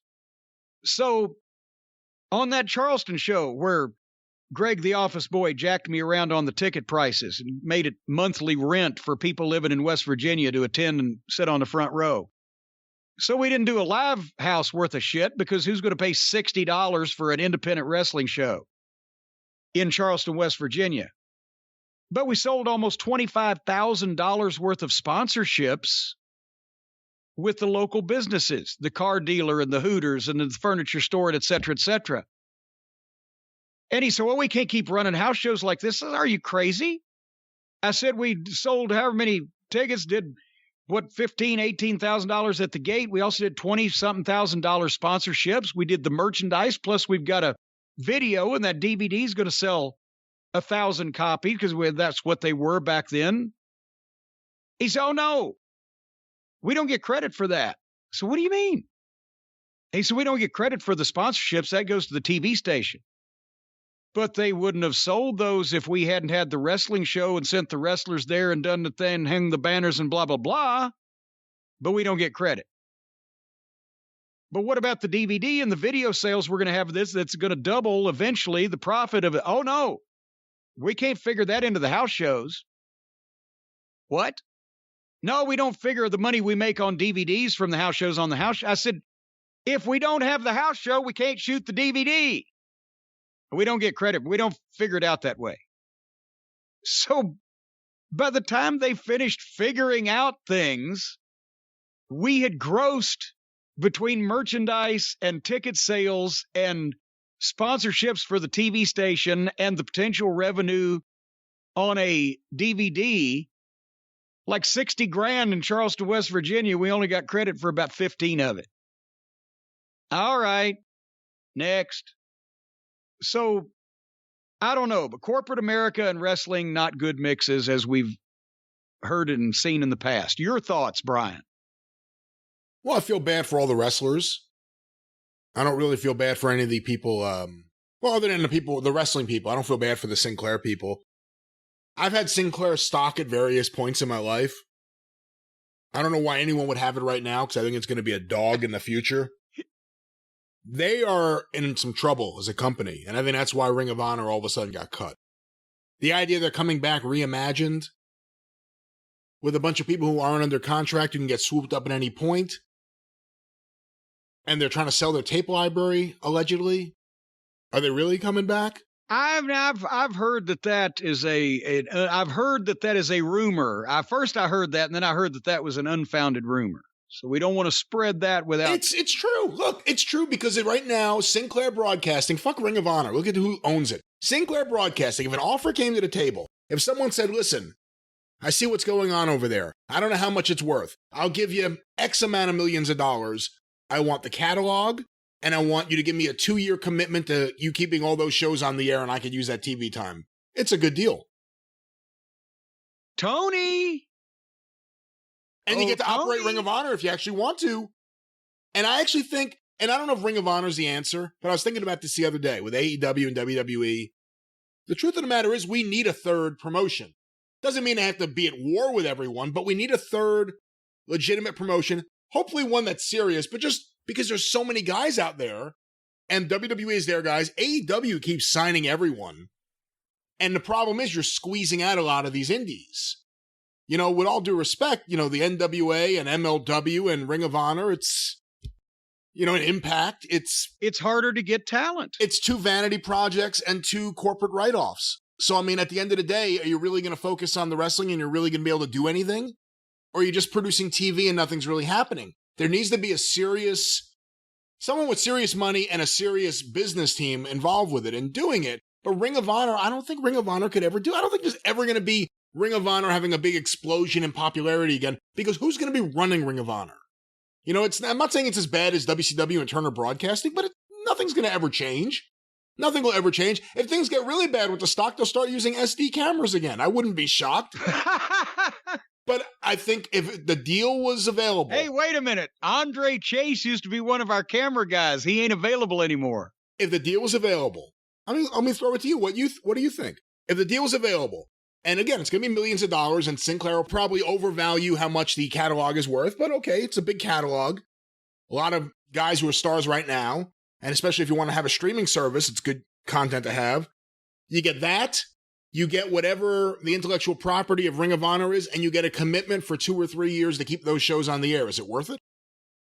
Well, if I was Tony Khan, and, oh God, that's a shuddery thought, but if I was Tony Khan and had the amount of money that I have at my disposal, or at his disposal at my disposal, for the television, yes, because then you're automatically able to run live events that you can promote on local television in major markets across the country. So, yes, their TVs are doing well.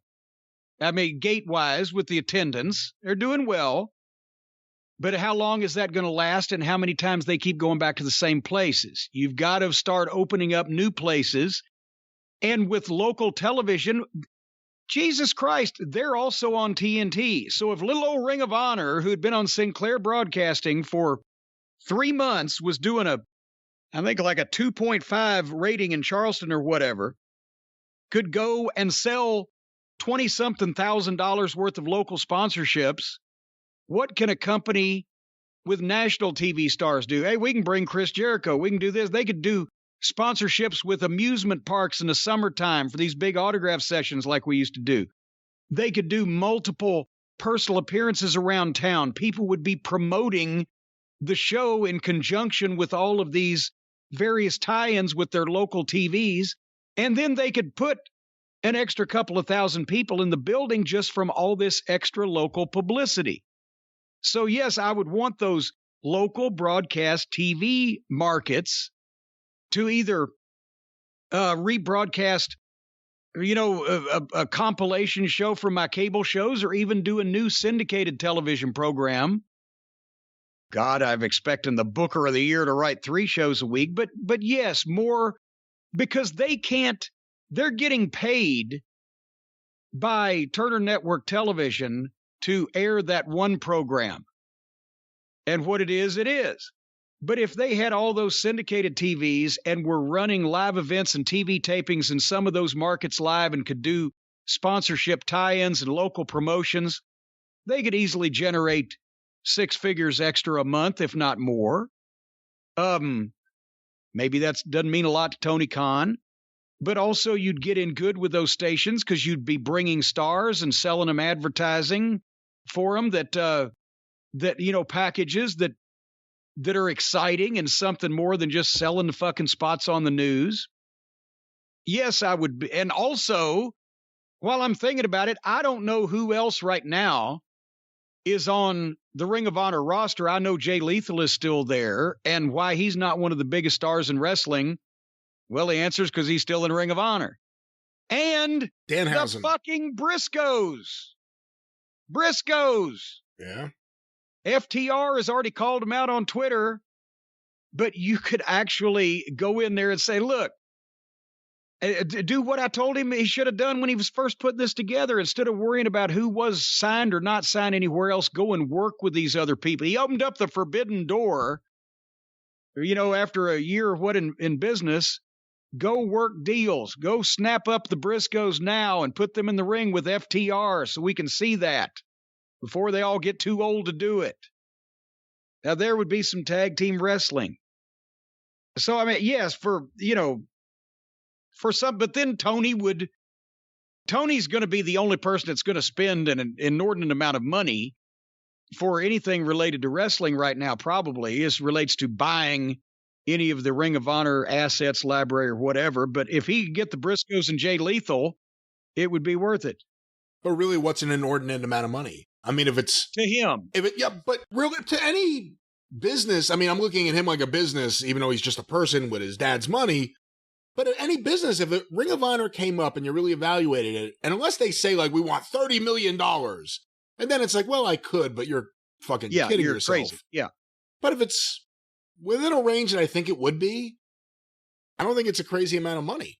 I think it pays off kind of, especially if you're trying to start a streaming network, and all of a sudden you have the Ring of Honor catalog featuring your stars. So you CM advertise Punk, Samoa Joe, Danielson, Bryan Danielson. You got Rollins all of a sudden, there.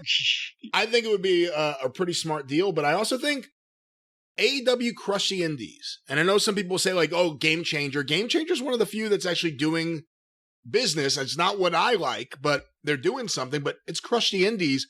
I also think Tony Khan has a responsibility to do some of these things. Well, and plus, at least if they do well and it runs some of the other smaller garbage promotions out of business, then you can keep all the garbage wrestling contained there.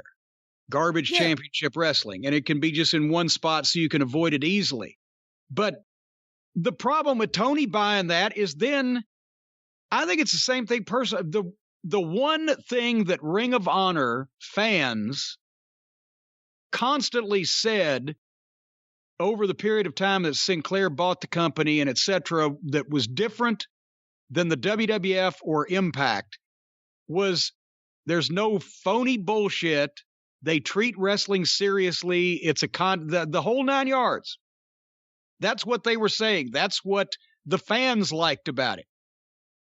And then for better or worse, they had them for 4 or 5 years or whatever. And then they let the fucking goofballs come in and do their hoo-ha.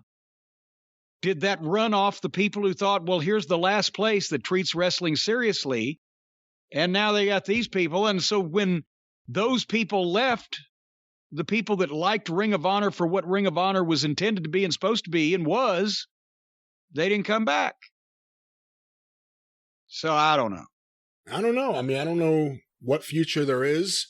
And, there's the Briscoes, there's Jay Lethal, there's Danhausen, who I'm assuming will be in AEW any minute. What? I'm assuming he fits right in the Orange Cassidy division, I think. But I was not aware. Now, Danhausen was not a contract talent, was he?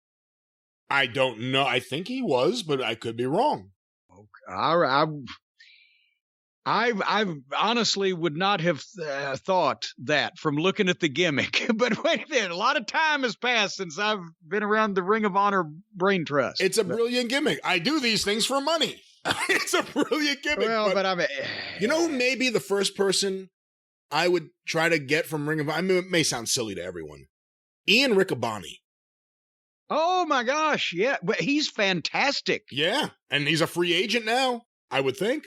And if they're not retaining by the way, if they're not retaining their commentator, what does that say about their future plans? That's not a wrestler. That's the guy actually calling the matches.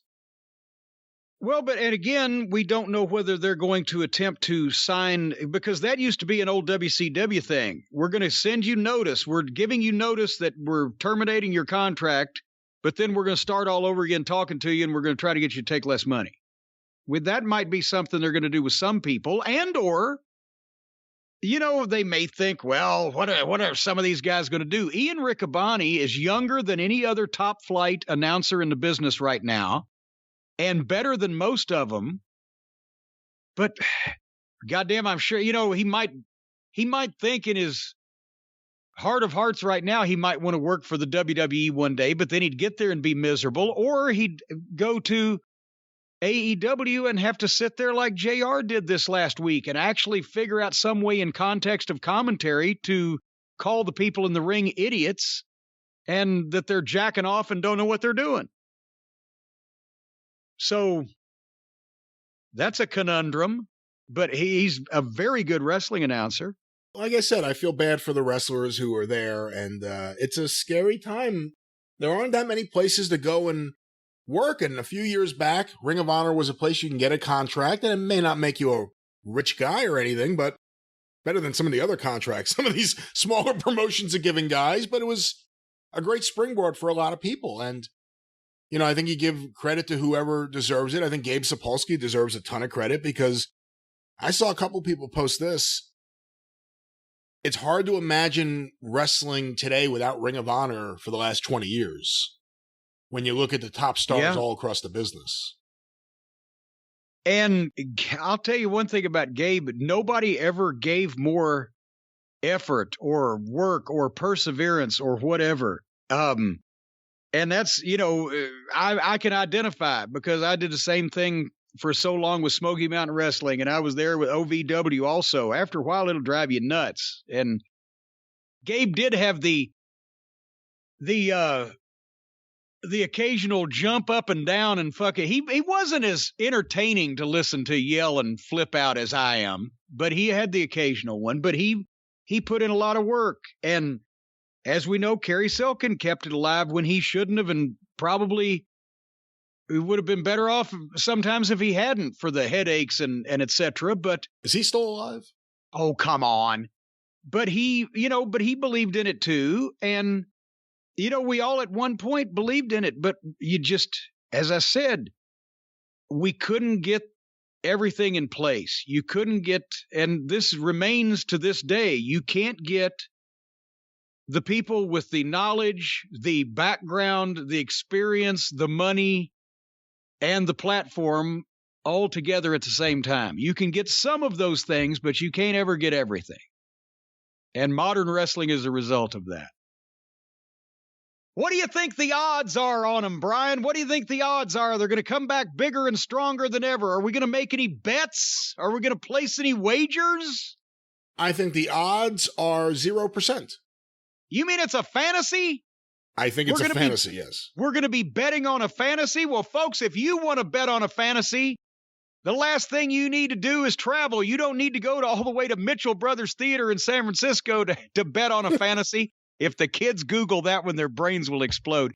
You can stay right on your computer, and you can go to our friends at Stat Hero, because they are changing the way that daily fantasy sports books work. Folks, are you tired of getting killed in these daily fantasy sports expeditions that you take? Well, don't play the experts. Play the house with Stat Hero. You don't just watch sports, you follow every play and every player. I know, Brian, that you love baseball and you follow a lot of the players, and they're getting sick and tired of it, and some of them have hired private detectives. They constantly see that brown Ford LTD with Missouri plates in their rearview mirror, and they say, "Who's following me?" Well, now you can get the daily fantasy sports book that rewards passion with winning, and that is Stat Hero. They give you multi-day fantasy survivor contests for all sports all year long. You can see the competition ahead of time, pick the lineup you think you can beat, go head-to-head with no pool of opponents. Other words and phrases that I have no idea of what the meaning behind them are. But all these things for the people who bet on daily fantasy sports are not only fun, but good for you. So, have I explained this properly, Brian? Nope. Not at all. No? Not at all. Well, then you're going to have to go to stathero.com and find out more. And if you go to stathero.com/JCE, you can sign up for free. And right now, you can get 100% bonus match on your first deposit when you use the promo code JCE. So I've figured this out. You put in a deposit, and they match it 100%, so it's like doubling your money. Have I got that right? Yes. Okay. So if they're matching your first deposit, what do you have to lose? Well, your money and theirs, apparently, technically, by the just the pure technicality of the thing, but you really don't have anything to lose because you're getting twice as much, and so there's a pad there. But the only thing is, don't lose more than that, because then they'll have to send people out with bolt cutters. You don't want to lose anything off of those. But if you go to stathero.com/JCE and enter the promo code JCE for that 100% first deposit match, then you can you'll retire and you'll live a life on Easy Street. You'll be like that guy on the Monopoly game with the top hat and the monocle and cash falling out of your pockets. As a matter of fact, is this rigged? Is this a work? Because actually, if we could go ahead and tell people if it's a work, if it's impossible for them to lose, that would be a selling point. I don't think that's something we should say on the air. That it may be you may lose. You could, in fact, lose. It may be possible to lose. Yes. But we do. But they'll help you out with it. We discourage the losing. You want to win, and most of the time you probably will. Maybe. Okay, stathero.com/JCE 100% first deposit match. Bet on the Astros and the Mud Hens in the World Series or whatever you want to bet on. Who's in the World Series? The Braves, the Atlanta Braves. The Braves, they got to change their name, don't they? I don't know. There's a big movement to stop the tomahawk chop, and I can understand that. But I don't know. The Indians changed their name. Why can you understand that? What has Giant Baba ever done that you would not want people doing his chop? Well, it's not exactly that. But now the Washington Redskins had to change the name, right? Yes, they are now the Washington football team. What's the name of the football team? That's the name of the football team. What? The Washington football team. The Washington whats? No, the Washington. That's what I'm asking you. What is the name of the football team in Washington? The Washington football team is the name of the Washington football team. That's what I'm asking you. What is the name? It's the Washington whats. You know, I used to watch Abbott and Costello with my dad, and I also have taken so many psychedelics in my life. But this is such a weird, surreal moment. I feel like I'm in the skit. But yes, whatever I was saying, the answer is yes. Well, if the Redskins had to change their name, is it better to be Brave than be a Redskin? Well, the Redskins changed their names, and then the Cleveland Indians just changed their names to the Cleveland Guardians, although now they're being sued by, I want to say, a local hockey team, I may be wrong, who are already called the Cleveland Guardians, and they're suing to prevent that name change. So you didn't answer my question. What was your question? What's the name of the Washington team? The fuck yous. Who are the Washington team? What is the Washington team? I don't know. No, they're in Columbus. Well, the biggest bet, Brian, the biggest wager that we can place here today is how much of NXT do you think I actually watched? I wasn't sure if you were going to watch the whole thing or just the main event. Now, as I watched it, and I didn't thoroughly watch it, it was on in the background while I worked, but I saw what would have been the single most embarrassing display I had seen on a wrestling show this week if it had been, well, if there had not been a Wednesday night show. But yes, this was an embarrassing display on multiple levels, and what a garbage fucking show. The record only stood for 24 hours on the worst Halloween theming episode of a wrestling program, although they swerved us good. This was a swerve. We thought for sure, okay, Rex Steiner, good old Braun Breaker, is going to be the new champion. He's going to beat Tommaso Ciampa the way they've been pushing him. They swerved us. They switched every other title in the company but that one. I hate to give a spoiler there, but I'll give a spoiler. Chucky, I guess there's a movie tie-in. They got some money. Chucky was in the cold open, more Chucky during the program, Chucky giving the stipulations, whatever. It reminded me of Jim Herd's WCW with a budget. Remember one time we got like 60 seconds from Elvira once, right?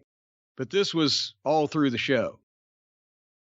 The Stairway to Hell triple threat ladder match for the NXT Women's Tag Team Championship featured Zoe Stark and Io Shirai versus Indy Hartwell and Persia Pirotta versus Gigi Allen and Jane Wayne Gacy. Can I stop you real quick? Yes, you may.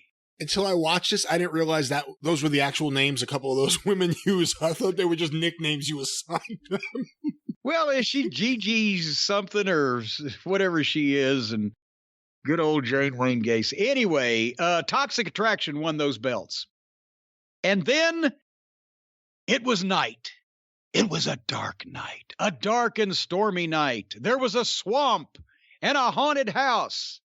And Carmelo and his friend Trick, who, by the way, I zipped through a lot of this, so I'm not sure whether this week he's still bout it. But they're in the car pulling up at Dexter Loomis's house that made the Munsters house look like a subdivision out in fucking Lido Beach. They did the Gangsters in the Graveyard with a budget and not realistically. And unlike the Gangsters in the Graveyard segment from Smoky Mountain Wrestling, the talent did not just make this up as they went along. They actually all intended to do this shit. And that's what makes it really bad. This was on purpose. They had multiple cameras. They had the opportunity to edit. They did this shit on purpose. And through the running gag was that Johnny Sameface and Dexter Loomis are in the house playing tricks on them. And there's zombies jumping out at them. And there's phony music. And there's changes of scene. And they came back to that a couple of times in the fucking course of the thing. Did you see the bump in the ladder match? The Io Shirai bump when Indy Hartwell pushed the ladder? Fortunately, no. Ooh, it's pretty brutal. I thought you would have seen it. Everyone was posting it on Twitter. Really brutal. I was able to avoid pretty much this entire match from bell to bell. Have you noticed that Joe Gacy looks like a kid on Halloween cosplaying Kevin Steen in Ring of Honor? He's not quite as fat. He's not quite as unkempt. He's not quite as good a worker, and he's not quite as good a talker. But he kind of looks like somebody dressing up like Kevin Steen. He kind of looks like a Kroger bag boy if he's not dressed up as something. Then they had a Halloween party that they did a couple of different segments on this where all of the Halloween or all of the talent at the Halloween party were dressed up like either idiots or themselves, or in some cases served both purposes at the same time. And they're all just, have you ever seen anybody go to a party like that where they're all dancing, but they're dancing in place and they're not really looking at the people that they're supposedly interacting with because they're trying to be at a party for a camera? What the fuck was all that? That was right off Saturday night's main eventer, TNT. That wasn't good. It looked like it was right off Saturday Night Live.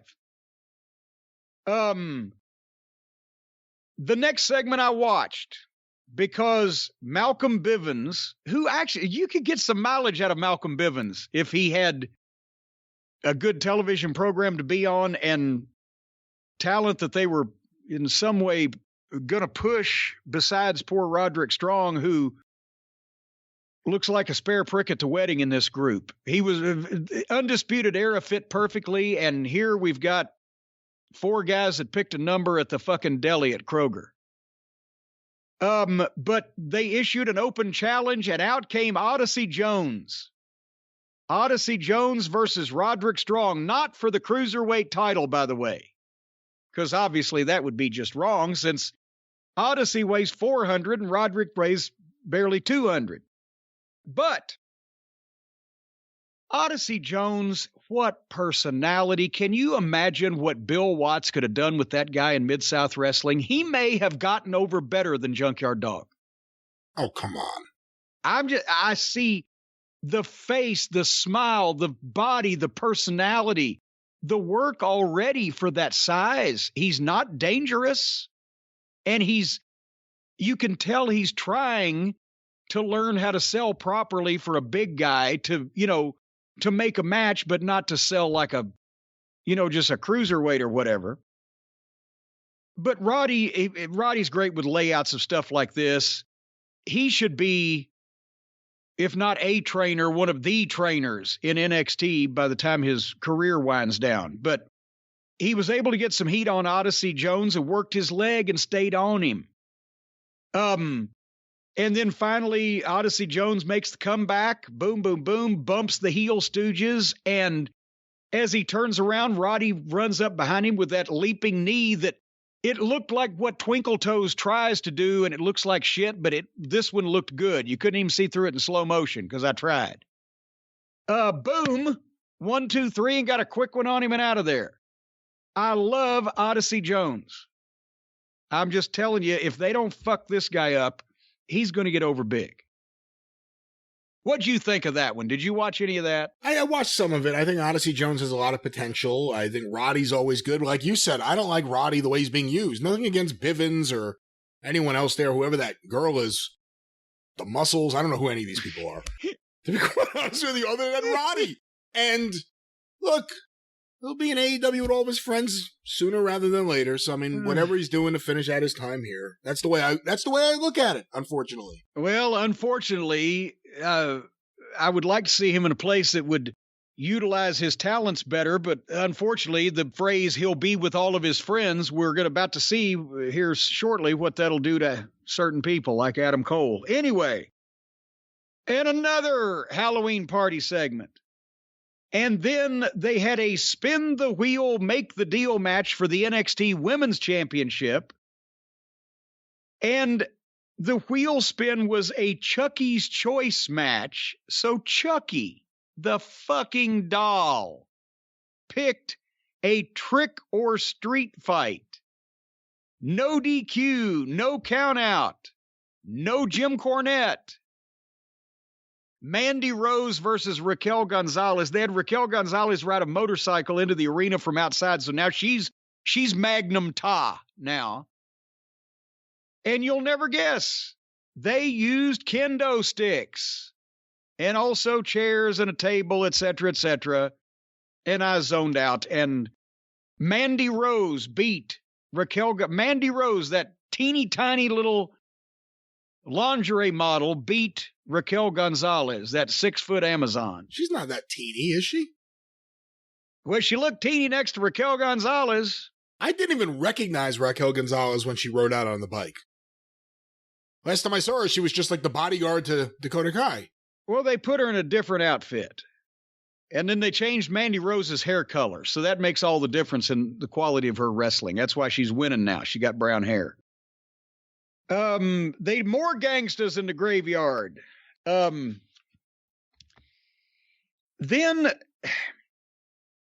I stopped and tried to understand what was going on here. Grayson Waller, who has the worst name ever in history of wrestling, behind Radford Tyndall and Ken Raper. Waller was dressed as Dracula, but he was arguing with LA Knight, who was dressed as Dracula. But then Solo Sikoa, the new Samoan star, came out and got a music entrance. He looks good, but he got in the ring, grabbed Grayson Waller and tossed him out and stood there. And that was it. That was flat as a plate full of piss. So, yeah, and then the fans start chanting Uso, I thought, because he is related to them. So why do you have him using a different name that's clearly made up when everyone knows he's related to the family? Well, but also that Zion Quinn that they debuted a couple of weeks ago, and he's part or somehow Samoan, and he looks great too, but then now they've got competing Samoans. The next segment. It was the next segment we saw the guy. And I was like, wait a minute. This isn't even the guy we just saw. It's another guy doing the same exact gimmick. What is this? So then the NXT Tag Team Championship was on the line with Imperium, old Marcel Marceau and Fabian Forte, taking on MSK, those with the prison tattoos and the lose-a-bet haircuts. And for this one, they had some 12-year-old fucking fan spin the wheel, and it became a lumberjack-o'-lantern match, where the lumberjacks came out in costumes. And I'm done. And Imperium won those belts with a bunch of morons running around in costumes around ringside as the lumberjacks. So it was impossible to watch and in any way concentrate on, take seriously. I like the Imperium guys, MSK, whatever they are. It's just flippy outlaw talent. And by the way, did you notice there has still been no good reason, bad reason, or any reason given why Samoa Joe came back, engaged in a thrilling 3-week feud with Karrion Kross, won the title, and then gave it up and disappeared. What the fuck was that all about?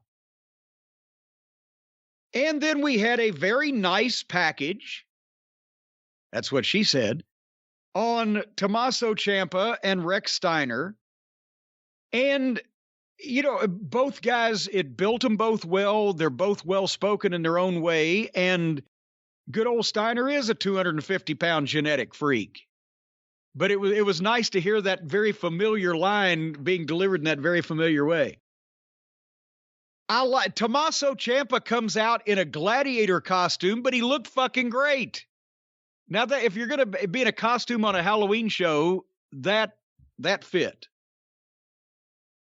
Did you notice something? When they did the in-ring introductions, Braun Breaker got no reaction from the people.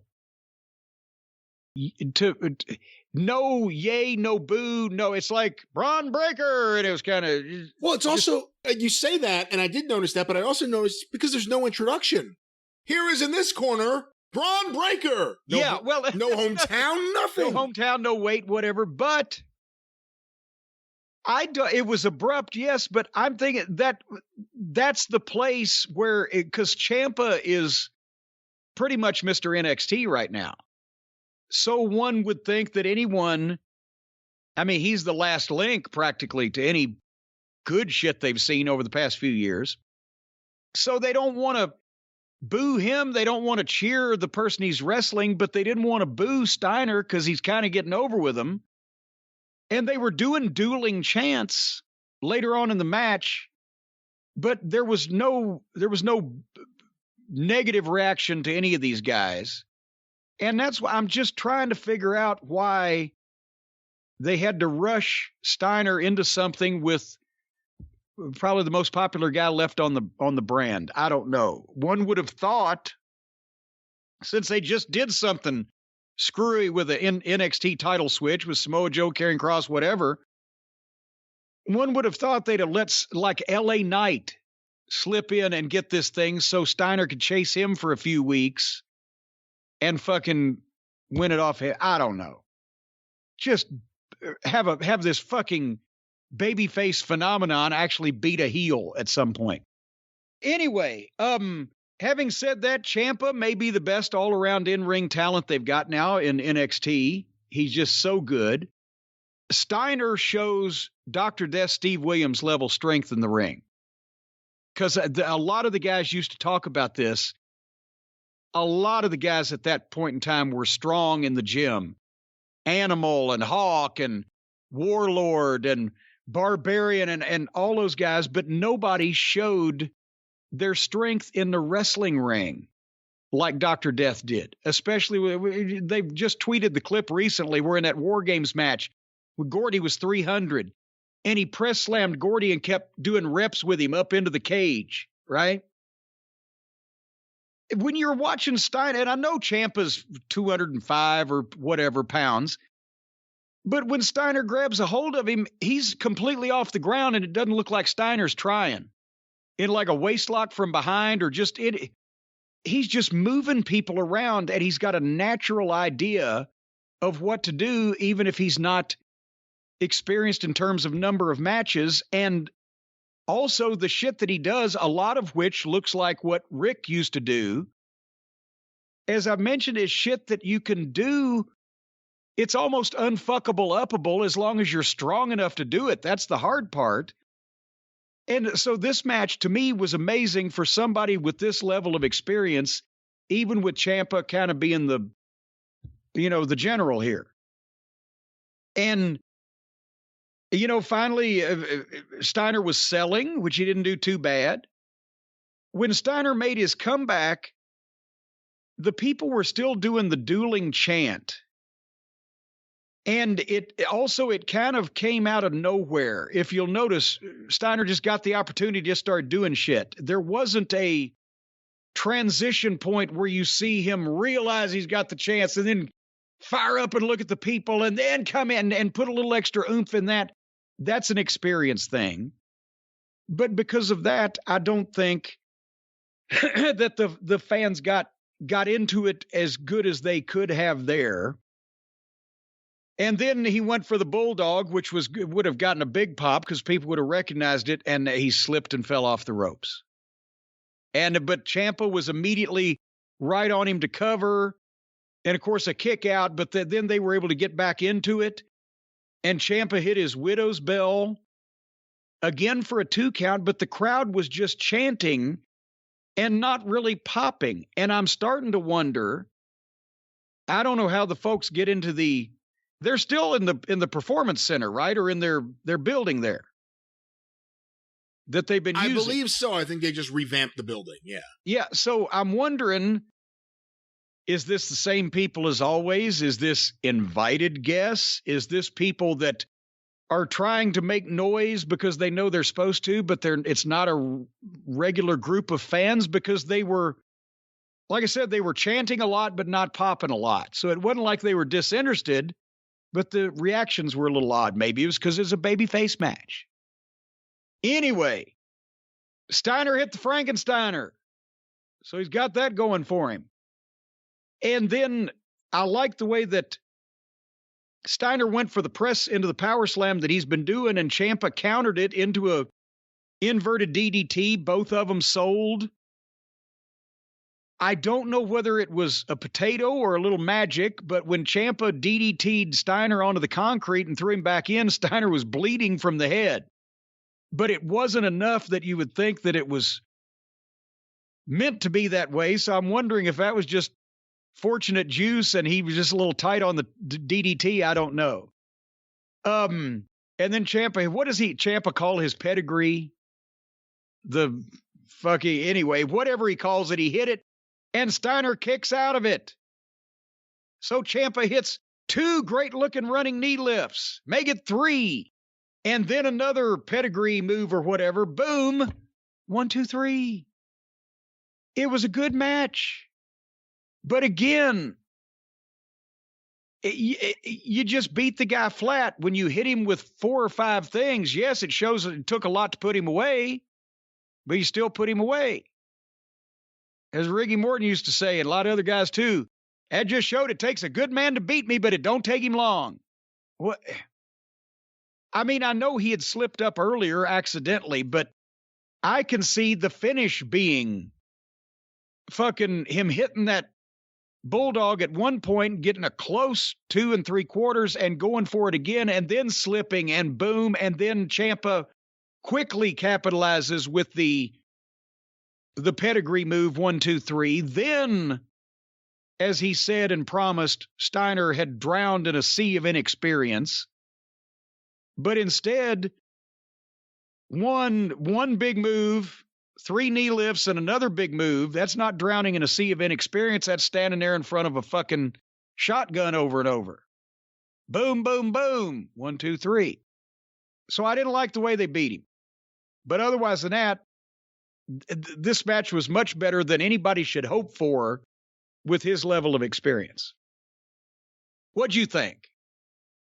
I think if you're going to beat him, he shouldn't be in the title match. It's too early to beat him. Well, I agree with that. Nothing against Ciampa, but this guy, for someone who's not too tall, which I didn't even realize until the other day, he's not a tall guy, but he looks more impressive than some of the taller guys. Because he's a fucking Steiner. Yeah. Neither Rick nor Scott are more than 6 feet tall, I don't think. They're maybe Scott may have an inch on Rick. Look, he's really impressive, and here's the problem. I'm not going to say anything else about this match. There's nothing else I could add to that. But I wanted to see this match, and I had to sit through this whole fucking show to get there. And if I wasn't insistent on seeing this match, I would have given up multiple times. This was a dreadful show, filled with bad comedy, bad acting, and I'm not exactly sure who the audience for any of this is. People say other than Vince. I can't imagine Vince is watching NXT. If he is, that poor old man needs a fucking hobby. Because even though he owns this company, that show is just miserable. And it was just terrible. Just even the commentators, they're not bad people. But I hate the way they're brought, just everything gets brought back to that WWE fucking moron level. And I hate it. Braun Breaker's really impressive. He lost, and it's stupid that he lost. Ciampa sticks out like a sore thumb now in that company because there's no one else there of any note. Trying to think what else. Fucking Wayne Bloom's son kind of has like fucking Frankenstein eyebrows. If you notice, like the bone above his eyebrow, it's almost like a fucking universal monster. That's it. That's all. That's all I have to say. I'm not going to start. I'm going to just start ripping on everyone. He's a Jack Pierce makeup job. Holy mackerel! I think you said that is some serious. I said he looks like a Gorn a couple of weeks ago. That's some serious bone cartilage up there in that forehead. And then that guy, what's his name? The fucking guy, the amateur wrestler of note. Not Gable, Steve, was it Parker Bordeaux they call him now? Oh, yeah, Boudreaux. Boudreaux, whatever the fuck. I don't even pay attention.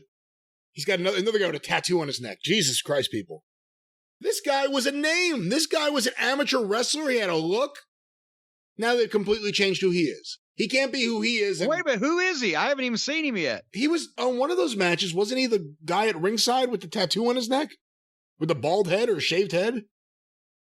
Oh, wait, a bald-headed guy came up to Joe Gacy, the Steen cosplayer, and he made some funny faces at him and they walked off together. Is that guy? I think that's that guy. Oh, boy. All right, well, they've blown that then, because... It's a terrible show. It's a terrible show. This Gacy thing is because it's somehow they're trying to make some right-wing fuckwit on the writing staff, or maybe they don't even believe in the shit, but they're trying to get on Vince's good side, is trying to say that, oh, well, this guy's a heel because he's the left-wing people that like safe spaces and all that stuff. It's a nonsense gimmick that's not being done well, because what would be well for that gimmick? And somebody's just trying to get brownie points with Vince for making this guy do it, because it's stupid. Ugh. But that was Halloween Havoc. My, how the mighty shows have fallen. But speaking of mighty shows, Brian, your shows on the Arcadian Vanguard Network never fall. They float. They float like a shit in the pool on the Arcadian Vanguard Podcast Network. Get information about all the shows on Twitter at Superpodcast or on Facebook. Facebook.com/Arcadian Vanguard. A few quick notes here. Want to encourage everyone, go listen to Breaking Kayfabe with Baldwin and Barry, where, of course, Jeff Baldwin and Barry Rose talk about wrestling, food, sports, movies, and life. Jeff Baldwin, I just found out right before we were about to record. My condolences out to him and his family. He just lost his father. I feel awful hearing that news. I know Jeff was very close with his dad. But check out Breaking Kayfabe with Baldwin and Barry at baldwinpod.com. Available wherever you find your favorite podcasts. The latest episode of the Mid-South Wrestling Television Review Podcast out this week. Hear all about the Midnight Express when they first got to Mid-South and so much more. Week 2 of the Midnight Express in Mid-South Wrestling. Hear it at midsouthpod.com. Available wherever you find your favorite podcasts. And of course, the 605 Super Podcast. The Mothership!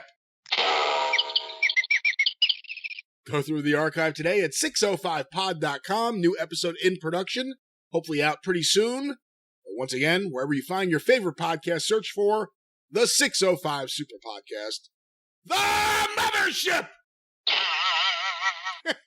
All righty. And by the way, a programming note for these programs. Some people have said, hey, we need some more classic wrestling. Well, boy, we do too, because I'm sick and tired of this stuff after Halloween. And we are making plans for the rest of the year schedule, including our holiday episodes, and we're going to do some in-depth, good old-fashioned classic wrestling stuff for people. So stay tuned. That's going to be coming up shortly. But not shortly enough, because we've still got to talk about AEW from this last week. So what did we say? 24 hours is how long that Halloween Havoc by NXT held the record for the worst Halloween-themed pro wrestling program. How about that? It lasted 24 hours until AEW said, hold my ghost. At the end. They didn't lead you to believe it was going to be like that throughout the show, and then by the end of the show, it went complete NXT. Completely. Well, it went complete AEW. This, I mean, we won't spoil by jumping to the end, but no matter what you can say about NXT, the WWE, Vince McMahon, or anybody involved, they would have never done something this completely unprofessional. And, anyway. But we started strong. Right out of the gate again. Like Mussolini! But he didn't have a partner. It was clobbering time. We had the music. We had the signs. We had the chants. It was big time stuff. Here comes CM Punk. And he's going to wrestle Bobby Fish, which makes sense because he's the one that ran Fish off, last Friday night when he was beating up and roughing up that young man that he had already defeated. And CM Punk wasn't going to stand for it. So there's a reason for this, and there's a heel and a baby face, and they're both professionals, serious professionals, and they're up first. Great way to start.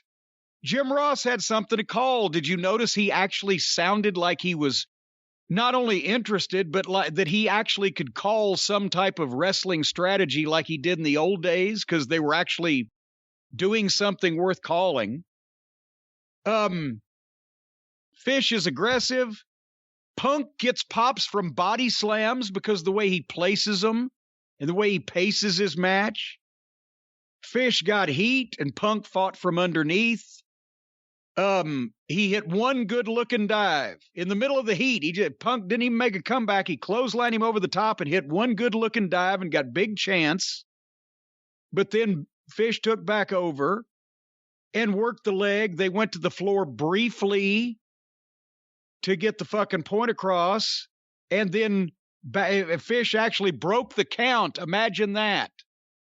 And then went out and got him and got back in the ring and was all over Punk's leg. There was a spot where they were fighting on the ropes, and Punk knocked Fish off and hit an elbow off the top, and honestly, it looked a little awkward. I think Fish landed or positioned himself straight out with his feet towards the buckle and his head far away. I don't know how that was going to work, but Punk modified. But they traded the forearms on the knees. Both guys were selling. And then finally Punk made his big comeback, but he still sold the effects of the heat. He was still limping. And then Fish foiled the go to sleep as Punk went for it, but Punk jackknifed him. They got the double bridge in. And then Punk hit the go to sleep. 1, 2, 3, or was it?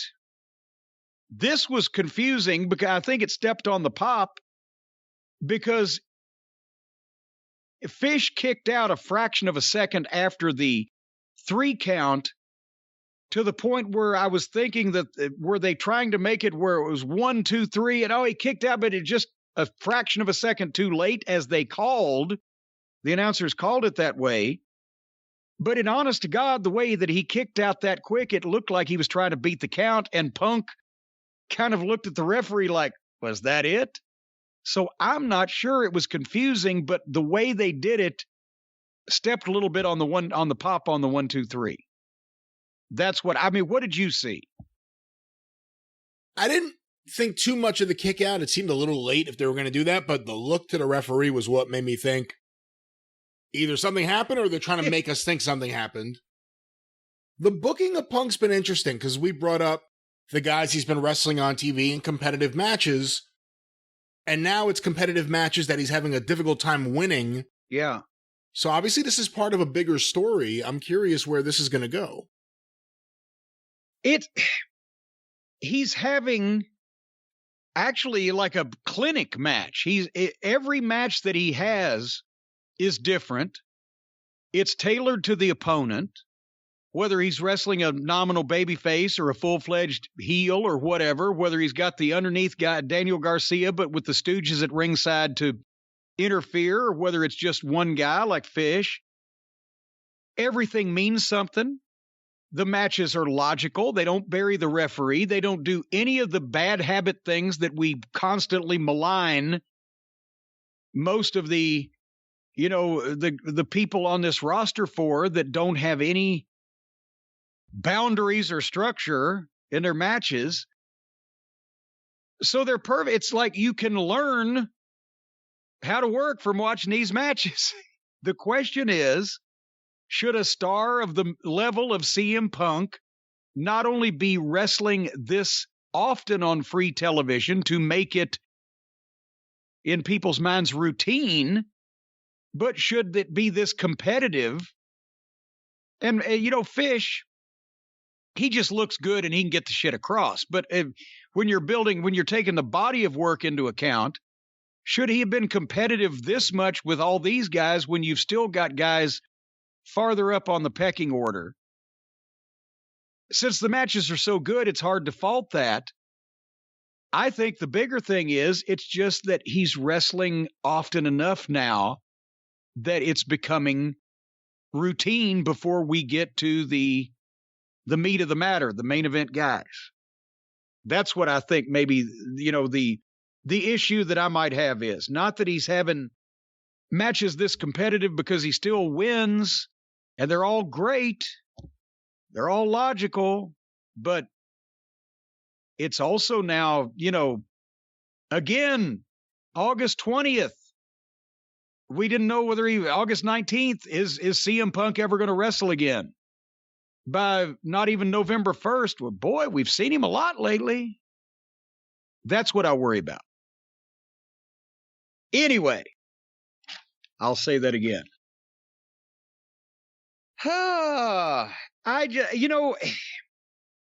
But then again, I'm just trying to figure out who would be the best main event level guy right now for Punk to get involved with.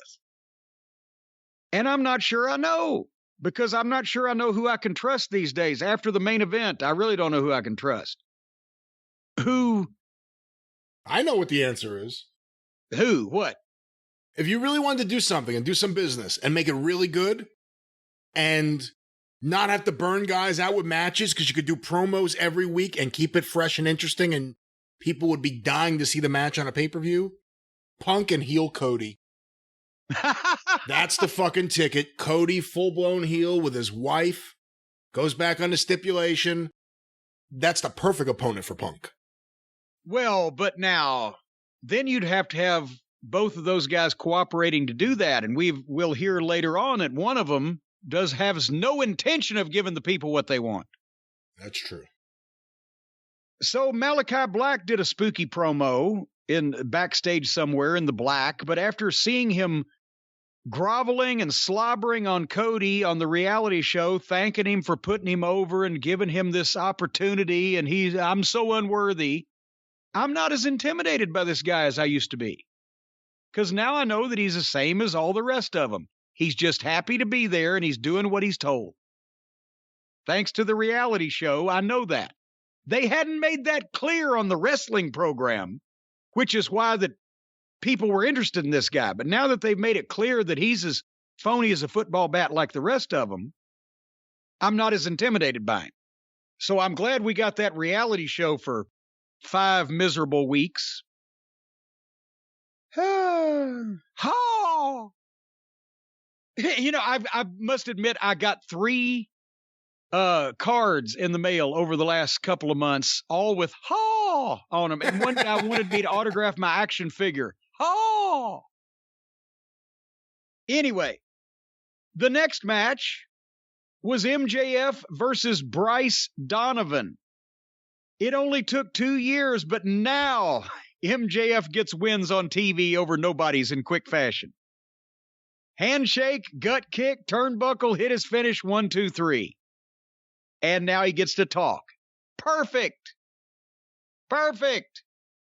It would have been great if he'd have done that the first, 8 or 12 weeks in a row that we'd seen him a couple of years ago, but better late than never.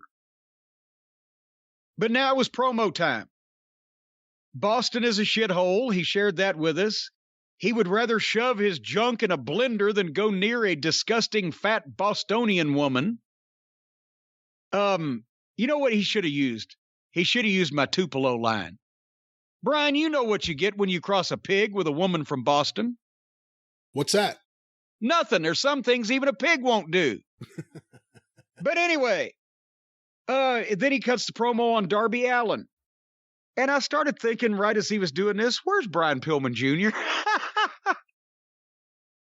They started using Brian so he could give MJF a win. But the idea behind pushing the young babyface that's been featured in a sympathetic role on a widely regarded television program is after the heel beats him, you bring him back the next week or two and rehabilitate him by giving him some wins. You don't leave the people's, or leave the last taste the people got of him. Yeah, he got beat and disappeared. But anyway, now that MJF has finished Darby off, he wants the world championship. And as he says that, blackout, cold front, is it going to be snow? No! The lights came back on, and MJF laughs his ass off, and Spears says, that was a good one, or whatever. And then the lights go back out, and Spears says, well, it wasn't me this time. What the fuck? And then, I know, how many times have the lights gone on and off now on this program in the last month? Oh, a bunch of times, especially since Malachi has gotten here. There's been just nonstop lights on, lights off. Hey, well, you know what? Even taking Malachi Black's entrance, if it's a regular scheduled part of an entrance, okay, I'll buy it. But now it's just, well, when we can't figure anything else out, the lights will go out. Now they're doing ribs where the lights go out, but it's the fucking heel in the ring that did it to jack the people off. But then the lights go out and the heel didn't do it. And then the lights come back on. And, well, no, I'm sorry. On the blackout, then the black and white footage came up of a stage in what looked like a storage room, but they were trying to make it look like a small nightclub or something. There's people around the stage standing. You can see them. And there's a crowd there, and there's a guy on stage in an MJF mask and some guy with a microphone. And Darby Allin comes on stage and drop kicks and choke slams the guy dressed as MJF on this footage. And then we go back to the ring, and Sting is in the ring and beats up Spears and Wardlow because MJF has bailed to the floor. But wouldn't you know who won the pony? Of the four sides of the ring that MJF picked to bail out on at random when he saw this, this attack about to happen, and of the 25, well, it depends on your setup, either 20 or 24 seats in each of the front rows, MJF just happened to be standing right in front of a guy dressed as the Invisible Man that unveiled himself on camera to be Darby Allin. What incredible bad luck that MJF had. And then... But what incredible luck the Invisible Man had. He's visible again. He's visible again. And then MJF runs off, and Darby Allin gets in the ring and hits Wardlow with, underneath his Invisible Man trench coat, he had his skateboard with thumbtacks on it. Everybody has a skateboard with thumbtacks on it. I mean, that's standard equipment, right? And he hits Wardlow across the back with a skateboard with thumbtacks on it. And then he grabs the microphone, and MJF is waiting in the aisleway for this big promo. And Darby Allin says, "Hey, Max, full gear." And that's it. So he's more verbose than ever, is Darby Allin. He said 4 words. It was a good match because MJF got over. Boom. It's a good promo because MJF was saying it. I don't know about the blackouts or that's multiple times per show. I like that Darby actually spoke like he had some bass in his voice, even if it's only 4 words. But everything else was fairly serious, but at the same time, the Darby and the Invisible Man outfit was so convenient, and a skateboard with thumbtacks on it, isn't that just fucking stupid? Yeah, what would be more Darby than Well, that? I guess you're right. I mean, I have no problem with him doing that if we didn't see thumbtacks at various other points throughout the year. I like this, and I congratulate Darby for giving up the cloak of invisibility. But I got a little bit of a kick out of him being dressed like the Invisible Man in the outfit and revealing himself. Look, he's not going to do the fired up promo yelling at him, and if he can't do it, don't have him do it. Just have him say 4 words. It works for him. He's never lost anything with those fans for doing brief promos or not saying anything. And he's always intense. He's the one guy you never see laughing or goofing around or being silly. Everything he does, he acts like it's serious. I'm still looking forward to this match. I thought they should have kept Darby off TV until the match, but I was okay with most of this until the thumbtacks. I'm not crazy about that. But I like this. I like MJF getting the quick win. I like the mic work. And I like the beginning of the show. Punkfish, quick Malachi interview, MJF squash, angle with Darby and Sting. Good opening to the show. Not bad so far, but we'll get there. The TV championship on the line with Sammy Guevara and the other Page. And the stipulations on let me see if I can get this correct. The way they've set this up over the past few weeks, and apparently either Dan Lambert and America's Top Team didn't want to go all the way from Florida to Boston, or they had a wedding to go to or whatever, but Lambert and them weren't there. But if Sammy wins, then not only does he retain the TNT TV title, but he gets to pick 3 of the members of American Top Team to team up with Scorpio Sky and the other Page in a 10-man tag match at Full Gear against, the Dinner Circle. But if Sammy loses, not only does he lose the title, but he leaves the Dinner Circle and therefore cannot be in the 10-man tag at the pay-per-view. Did I summarize that correctly? I think so. It is confusing. Okay, well, what's not confusing is, are they going to have a different match than they always do? And the answer is no. A jump start. Immediately they fight to the floor with dive. They fought behind the timekeeper's table and used some chairs. Excrement said, well, the bell hasn't even rung. But when the jump start happened in the ring, I heard a quick ding ding. Whether the referee signaled for it or not, I think the timekeeper thought, well, they're fighting, so we should ring the bell, which he would have been correct, but that wasn't the story. Because then they had to bounce each other off the barricades some more and finally got in the ring, and then the ref rang the bell officially. And then I got distracted. And I like Sammy Guevara. I think he's a great babyface. He has incredible fire to him. He's so athletic. He had that slappable little face as a heel, but now that he's a babyface and he has so much fire and piss and vinegar to him, I see why the people get with him.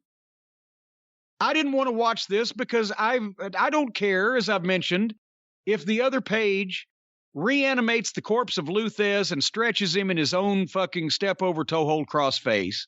This fucking jack off is one of these clown show pretend wrestlers, and he didn't wrestle the sex toy or the small grade school children. He just wrestled himself on pay-per-view. So fuck him. And they did a bunch of shit that they probably should have sold a lot longer than they did. And then finally, Sammy Guevara won. What did I miss in the match? I know you probably liked it. You like Sammy. You even like the other Page. I actually wasn't crazy about this match. Like you said, whatever match in my head I thought it would be, that's exactly what it was. And Sammy looks like he's putting on some size. That's a good thing. Maybe I'm wrong, but it looked like he's a little bigger than we've seen him. And it's not about Paige and it's not about Sammy. It's about this whole Inner Circle Dan Lambert feud. I don't like any of this, and it turned me off to the match. I didn't really enjoy it too much. Well, afterwards, of course, there has to be heat afterwards. The afterbirth, as they say. Somebody got on me and said, why do you say that all the time? I said, that's the fucking term. Oh, because That's another one of the old wrestling terms that nobody uses anymore because they're too busy pretending to be wrestlers to learn what wrestlers actually did or said. Did you see PETA just complained about baseball using the term bullpen? I heard that, that's what gives... That's where it gets stupid. That's what gives animal lovers a bad name. That's what gives liberals a bad name when somebody just goes way too far.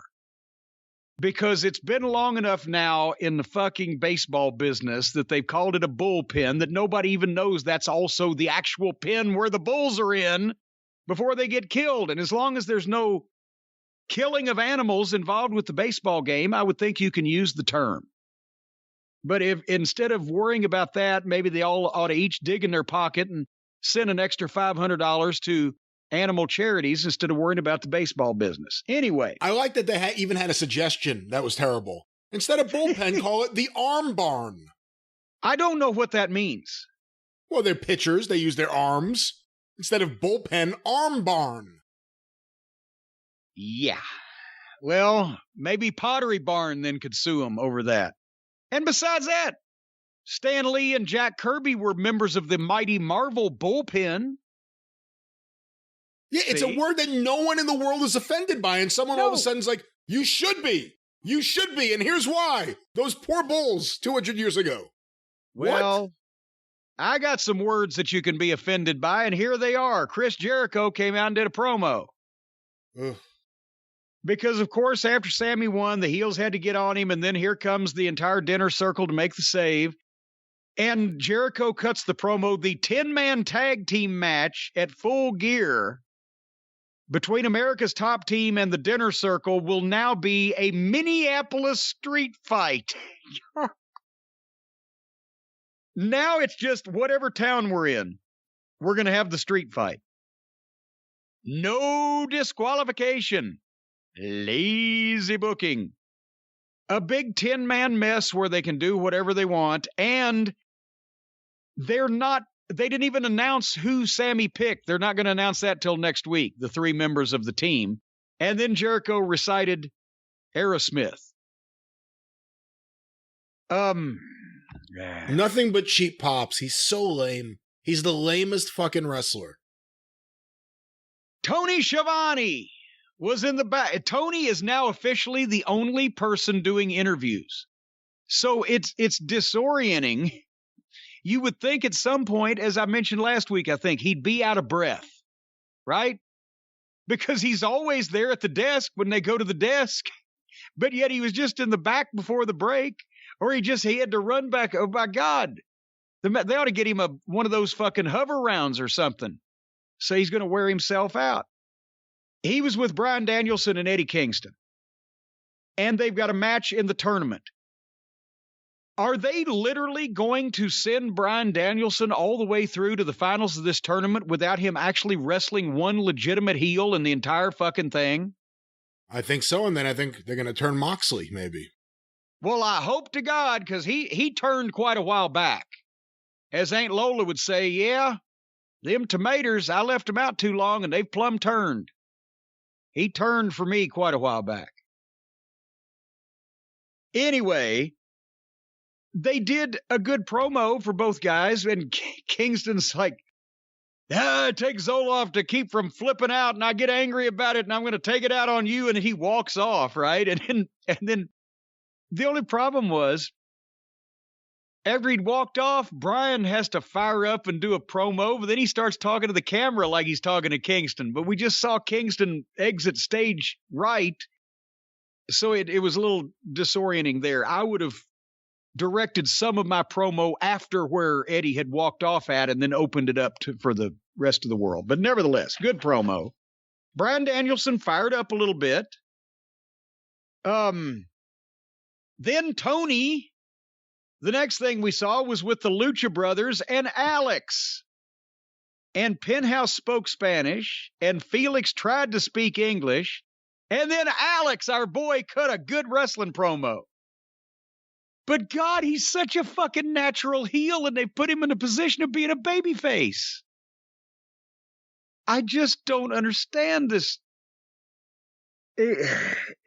But anyway, Alec, he has a heel face. He has a heel delivery. and condescending, sneerish. I love this guy. I wish he could manage everybody. Especially so we'd see somebody else instead of the Lucha Brothers. But do you know what the problem was with this, Brian? What's that? Remember, we've said, I think it was last week, brilliant formatting. CM Punk ran in and made a save, and they were able to play the music and everything at the top of the hour. At the top of the hour in this program, they were in a pre-tape with Alex cutting a promo and then went to a Serena Deeb entrance. And we love Serena Deeb, and we love Alex. But that's not the point of top of the hour star power hooking people that are switching by. That's, well, we're just in the middle of a show. So then they had the TBS Championship Tournament, which, as we now know, is going to be all girls, with Serena Deeb versus Hikaru Shida. And do you want to know what I wrote as soon as I saw what this match was going to be? I don't even want to guess. I hope you gave this a chance. What did you write? I wrote, there is no way that one of Twinkle Toes' Japanese fetish objects is getting beat twice in a row, and I'm going to be pissed if they beat Serena Deeb, and I've watched the whole thing, so I'm going to save myself the aggravation. I'm going to skip ahead, and if Serena Deeb goes over, I'll back up and watch it. And I didn't have to back up and watch it. Jesus H. Christ. They've just switched her heel. They've just given her a new attitude. And then the girl carrying the trophy for the first girl to get 50 wins in AEW beats Serena Deeb. Until they get old Harpo under control with his goofy impulses and his inclination to push all of these interchangeable Japanese outlaw mud show girls, it's going to be bleh. And this is an example of it. They've got Serena Deeb, one of the best female wrestlers in the ring in the business. She also can speak English. And she also has high-level experience working in the biggest company in the world and all over the world. But yet, the fucking girl in the genie outfit that has her little 50-win trophy, she's more important. Because guess who she's messing around with? Harpo McFingerfuck. So, but at least after that Shida beat Serena, then Serena gets a chair. Of course, there has to be an afterbirth. And she beat the shit out of Hikaru Shida's leg. Referee Aubrey starts waving for help, and here comes the referees. At least they're trying. We've said this before, right? But 4 male referees and Jerry Lynn, retired wrestling great, hit the ring and ask the 120-pound girl, please let go, instead of just taking her off the girl. Well, one of the referees pushed her. Well, actually, and that was the wrong, because she had the single leg crab on. So don't push the girl while she's got the single leg crab on the other girl. Somebody might get their leg broken, but they should have pulled her off. But anyway, at least they're trying. But oh no, I didn't give this a chance. I don't want to see Hikaru Shida. And it's, a lot of people say, well, he's so racist against the Japanese people. No, I'm not. I love Japanese people. Masahori, our old fan, I love him. I've been a big fan all my life of Antonio Inoki, Tatsumi Fujinami, Tojo Yamamoto. I like Japanese people. I just don't like 100-pound Japanese schoolgirls dressed in lace pretending to be wrestlers on every wrestling program in the world. Just because some basement-dwelling virginal subculture thinks that if you're a female and you reside in the country of Japan, you're automatically one of the best wrestlers in the world. It's gotten old fast. Riho! And I called it 2 years ago, and nothing has changed. Twinkle Toes thinks that everybody likes that Japanese shit, that basically a fucking nerd like he is. And he doesn't think that people would rather see top-level talent, male or female, instead of goofy outlaw guys, male and female, knock it to fuck off, that work mud shows in Japan, wrestling in people's apartments in front of no people. Fuck. So it's not a situation where I don't like Japanese people. It's a situation where I don't like tiny, minute Japanese schoolgirls being paraded around as professional wrestlers. And Shida isn't that tiny, and she wasn't smaller than Serena Deeb. So if you want to make that statement about Riho, you're being fair, but they're not all interchangeable. Shida is the same size as almost every other sizable woman in that division. Well, then they ought to fucking cut down on all the pretenders so that the real ones could shine through, because they're all interchangeable to me. I wish you had given us a chance. This was the best match of the night. This was an excellent match. Despite the fact that Shida wins, it doesn't take anything away from this feud because of the post-match thing. I wish it'd take something away from the feud. I wish it would take the feud away. Why do I want to see Serena Deeb wrestling Hikaru Shida? Who else do you want to see her working? Quite frankly, in AEW, Shida's more marketable than Serena Deeb right now. She's a bigger star there. They had a good match. Who else is Serena Deeb going to work with and go over? This was a good match. It was match 2 of a program, so I think match 2. Match 2 of a program so far. They've already established that she cost her the 50th win. Now she got her 50th win over her, and there was a post-match beatdown. You didn't watch it, but I'm telling you, I love this match. I'm looking forward to the next one. I hope they don't go garbage. I hope they can just do them working, because them giving Serena Deeb the woman of 1,000 holds, it's true. And maybe she has a little more personality than Dean Malenko, quite frankly. But she's really good in there, and this was I'll agree with you there, and it's not like that would have been a stretch. And this was a really good, despite it being Shida and your feelings about Shida, this was a good, hard-hitting, physical match that didn't insult you. If you can get it past it being Shida, I understand your issues. This was, I think, the best match of the night, and this was just a fantastic match. And I've defended Shida enough. Let me just say, Serena Deeb, I've been so impressed with her since she first showed up in AEW, only because I didn't really follow her on the indies or whatever she was doing the last few years. I thought she was just training people. But since she showed up in AEW, she has been a breath of fresh air. She may be the single best in-ring mechanic of all the women's wrestlers in the entire business. All that time she spent around Rip Rogers. She is just solid in there. Everything she does looks great. I enjoyed this match thoroughly. This may have been my favorite match with her in AEW. This was a great match, I thought. And I encourage you, please, unless they do no DQ or something, please give the next match a chance if they do a third match. If they don't use furniture. That's if they don't go no DQ, yes. But they need to keep Serena Deeb strong, because in 6 weeks or so, Charlotte Flair and Serena Deeb, that would be fucking money. I'm just telling you. 6 weeks, 8 weeks, whatever. That's the question. If you brought Charlotte Flair in, or are you going to have Ashley Flair come in, who is the money program to put her with?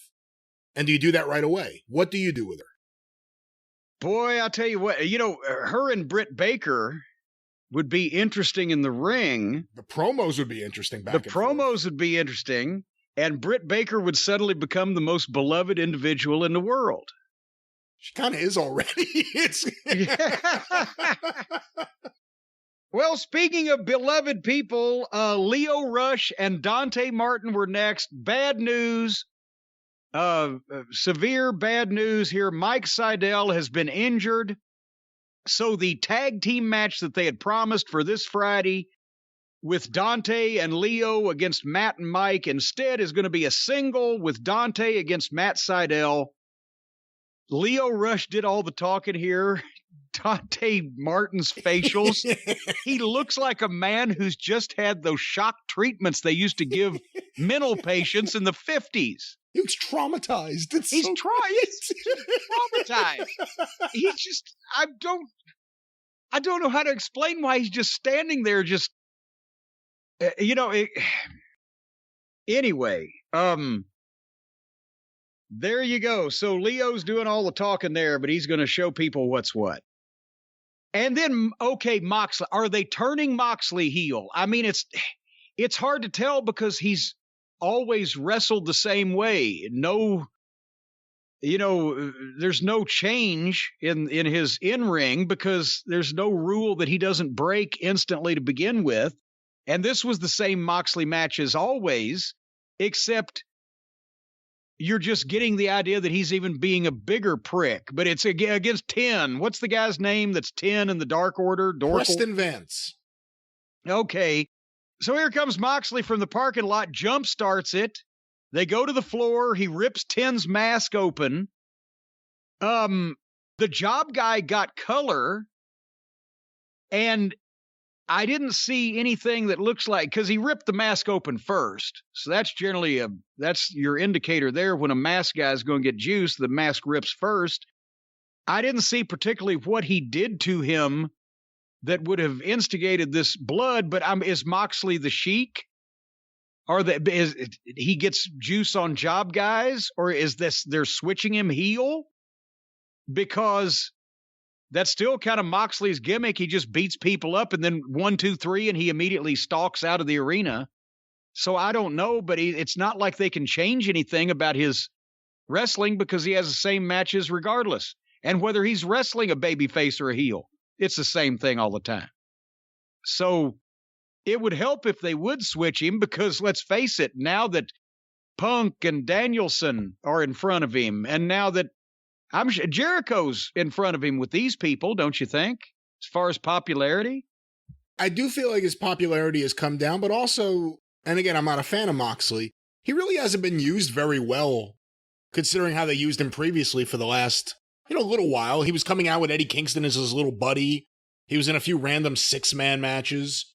Hasn't really done much. Had the New Japan stuff that was more of a focus on TV than AEW stuff. It seemed to me like he was going heel. Seemed to me like he was behaving more like a heel. It seemed like he pushed a few fans when he was going to the ring and coming back from the ring. And I think it probably makes sense, turning him heel. And boy, there's some kind of noise outside. I don't know what the fuck that is. Maybe it's Moxley. I was about to say it's Moxley in his plumbing truck.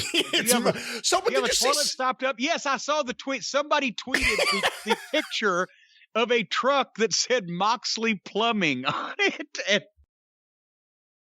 And then somebody tweeted a picture of Moxley saying in front of a fucking kitchen with a guy under the fucking sink and said, well, the problem was your flange was broken. But anyway, that was that. It was what it was. And I think right now he would make more sense as a heel considering who else is on the roster, and it gives him fresh opponents like Danielson, like a CM Punk down the road, like various other people he hasn't wrestled yet. But then if he turns heel, he'll probably start following the rules. That would be the ultimate. Sense. That would be the ultimate heel turn. Come to the ring in a suit, collar and elbow tie up, headlock. Abdominal stretch or two. Yeah, that'd be good. Maybe an atomic noogie. Tony Schiavone, we haven't heard from him in a while. He was back with FTR and Tully Blanchard. And according to Tully, they've hit the reset button. Yeah, well, only a year and a half after they come into the company. I wish there was a reset button on the Booker of the Year. Because again, if we could have taken what they've done with FTR over the last 6 weeks and made that their first 6 weeks in the company, if we could take what MJF has done for the last couple of months and make that his first couple of months in the company. But anyway, the reset button, and they did a good promo. And you know what? You and I kind of went back and forth about this a few weeks ago where I said, you know what? It looks like they're trying to do something new with them. And you said, look what they did for the last year and a half, and you weren't wrong. But since that time, they're doing something with them, and they're getting promo time all of a sudden. People are discovering they can talk. I don't know what Tully does. Maybe we'll figure that out in one of these promos one of these days. But they're getting matches. They got the AAA tag titles. Who knows if they're going to get the AEW tag titles? I could see that possibly happening. Oh, they better, for fuck's sake. It seems like it. And as much as you want them to get a win back over the Bucks, it seems like the Bucks are very happy in their own little world doing their own thing. Let that continue. No. Let's get the Briscoes. Let's get FTR against some other tag teams. Yeah, I don't want to see them in the ring with the Hardley Boys again, because then we'd be back to where we started from, which would be shit. Because they'll have a better match with the Hardley Boys than anybody else will have with the Hardley Boys, but the Hardley Boys will have to do their stuff too, which makes FTR look bad because it's phony. And they'll have to have Rick Knox as the referee. Oh, God. I understand that everybody has to make a living, right? And maybe it's not Rick Knox's fault that he's being paid for something that he has absolutely no ability to do, but it's not like he would starve. I guarantee you, if Rick Knox was not a professional wrestling referee and not being paid by AEW, he could get hired on tomorrow by any number of medical schools to fucking contribute various body parts to their anatomy classes. I was going to say if Bill and Ted go on the road, he could be the Grim Reaper. Well, no, but think of it. He doesn't need to be the star of the show. He needs to be a bit player. That's what I'm thinking. Since he's already a reanimated corpse, he looks horrible. He has no blood in his body. He has no hair follicles that are working. He's like one of those Invasion of the Body Snatchers pods that didn't grow all the way before they got to it and didn't have all the hair and the fine fucking details on the face. So certainly they could take him around to various medical schools and just take like a spleen here or a kidney there or a larynx there. And he could contribute body parts to medical schools. He could probably be employed for a year and a half that way, easy. Yeah, I don't know. Where's Rick? Oh, he was giving up his larynx today. Yeah. Well, anyway, so here came Cody Rhodes. And the fans in Boston were booing the shit out of him. And he said, I hear you. I hear you. And then he also said, I hear old managers shouting at clouds. Brian, you've known me now for over 25 years. Have you ever heard me yell at a cloud? I have not witnessed that in person, no. No. Because I'm not mad at the clouds. Because the clouds are where they're supposed to be, doing what they're supposed to do. So I'm not mad at them. I'm yelling at the wrestlers because the wrestlers in AEW are not where they're supposed to be and they're not doing what they're supposed to do. So that's why I yell at them. I don't know whether Cody really took offense with the things that I said or whether he got that line in to placate Brandy. I'm sure. You know he workshopped that line. You just know he tried different variations of it. I'm not talking about those 80s managers with glasses and tennis. Nah, that won't work. You know he workshopped it and talked to Arn and talked to Tony and talked to everyone he could until he finally felt like he had something that worked. I think Brandy said, hey, knock Cornette, because he said mean things about me. But anyway, the point is, this promo, he spent the entire promo, he's not going to take the easy way out. What he was doing here was trying to somehow tell the fans that he knows they're booing him and he's going to address the root reasons why, and he's trying to talk him out of it by kind of knocking himself and saying that his brother's more talented and he couldn't live up to his dad and blah, blah, blah. I wrote, he's talking in circles. You wouldn't, unless you live your life studying every bit of backstage news about AEW and why the fans are booing Cody and what all is going on, you would have had no idea what he was talking about. It was another artistic rendition of a promo. It was I said to you before we went on the air, I said the head of the nail could have had nitroglycerin on it and he would have been safe because he beat all around it, but he never hit the nail on the head. And then finally he said, I will not turn. So now he's talking on the wrestling program to the fans using smart terminology, saying that he will not be a phony bad guy. So by extension of this, that means he's now a phony good guy. I won't turn and play another part. So I'll just play the part that I'm playing now. He apologized to everybody for going Hollywood. And he apologized to a bunch and shook Arn's hand and blah, blah, blah. But this is all about telling everybody I'm a fake wrestler playing a part, the reality show. the I will not turn, the whole 9 yards is not only just exposing the fourth wall, but it's bulldozing it down and just talking smart to everybody. And if that's phony, everything else is phony too. And I'm just gobsmacked that, you know what, I'm not going to take the easy way out. Are you fucking ribbon? It's not easy being a heel. Healing ain't easy. But when the people hate your guts and they're booing you, why the fuck would you not want to do that? We tell switch Roman Reigns for 5 years before they did. Now look at him, right? So why would you not want to be? He could draw money as a heel because the people are predisposed not to like him, just like you said. Him and his social climbing wife, if they backstabbed Arn Anderson and carried him out on a stretcher and then got into something with CM Punk, that would draw pay-per-view money. They might actually have a heel that has legitimate heat instead of one that's cheered out of the building for beating up one of their top baby faces. What did you think of this interview, Mr. Last? It was preposterous. I mean, again, you know this is a guy that rehearses everything he says, overthinks everything he says. So you know this was a line, the one about you, and this whole thing that was rehearsed and thought about. I'm sure he's been trying to come up with a way to justify.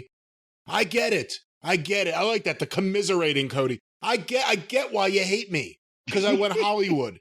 You didn't go Hollywood. You went to fucking Atlanta. You didn't go Hollywood. You were yourself, and it was captured on film. That's where you went.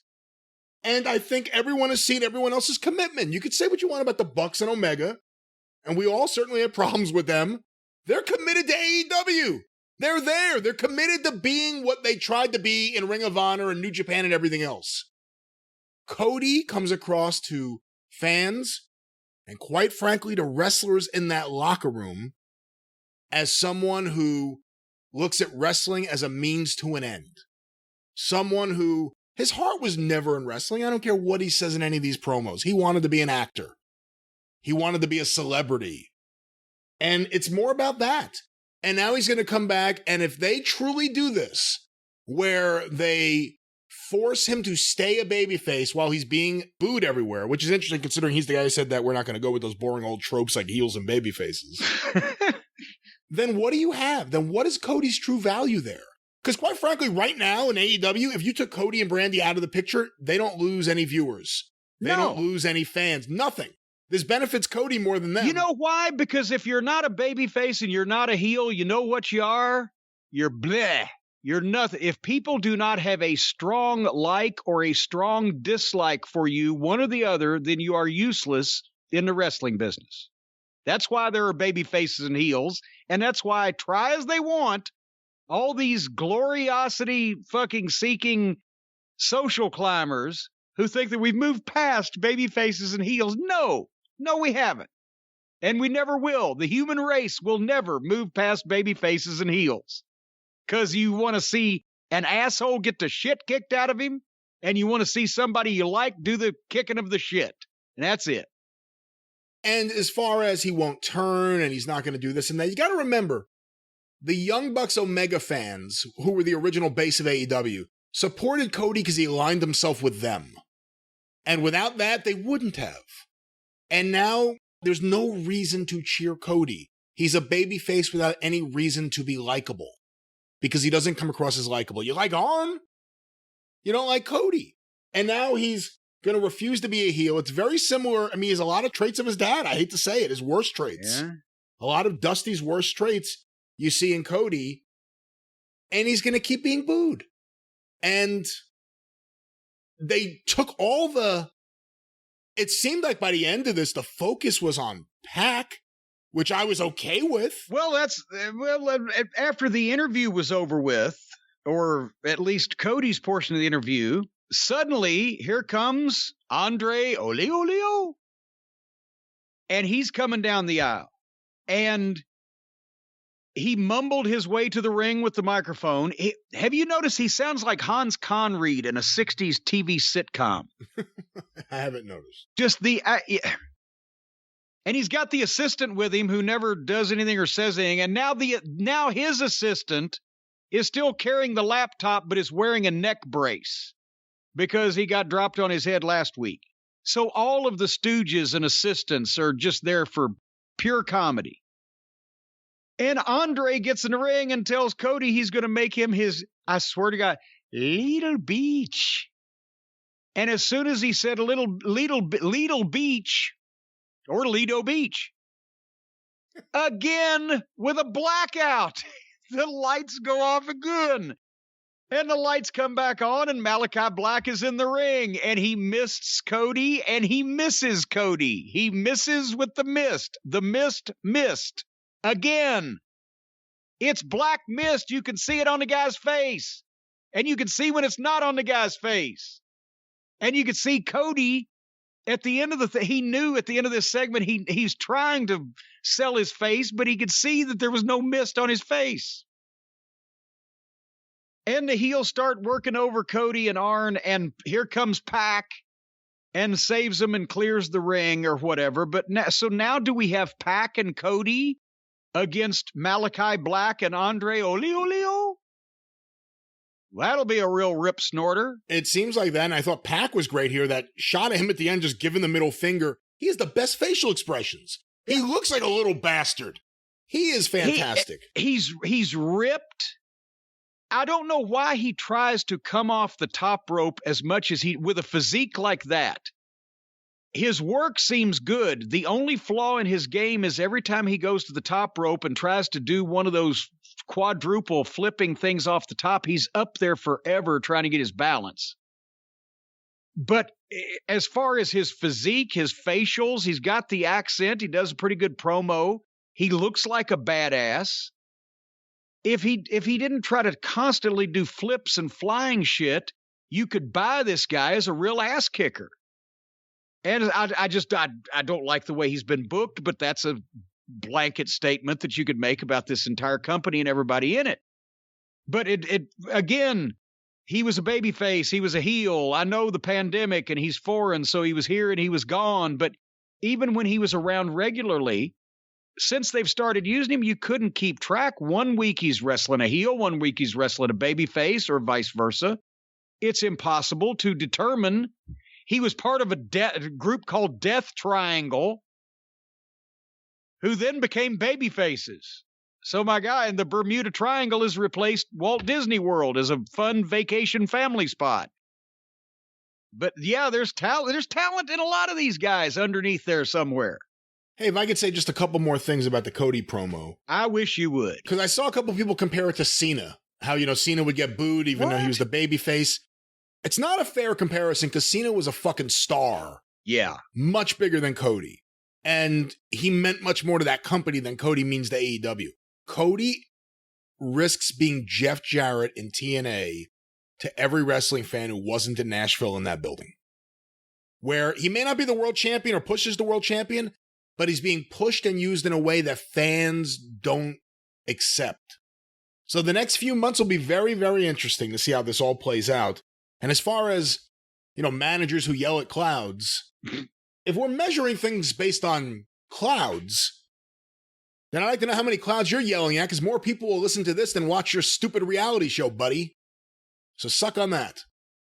I didn't want to be the one to mention the disparity in some of those numbers, but anyway. Just some guy yelling at clouds like no one's listening. More people will hear this right here than watched any episode of your show, Cody. Just remember that. I will say one, and you say Jeff Jarrett and TNA. Again, I have got to just take issue with a lot of people say, well, why was Jeff pushing himself? Because he was just, I know why he was. Well, especially in the early days of TNA.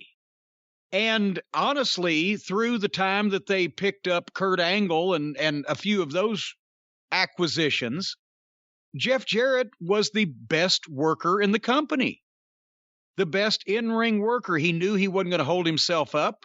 He knew he wasn't going to walk out on himself. He knew he wasn't going to refuse to do jobs to other people to himself. He was the best in-ring worker and the most experienced, and he had a name from national television.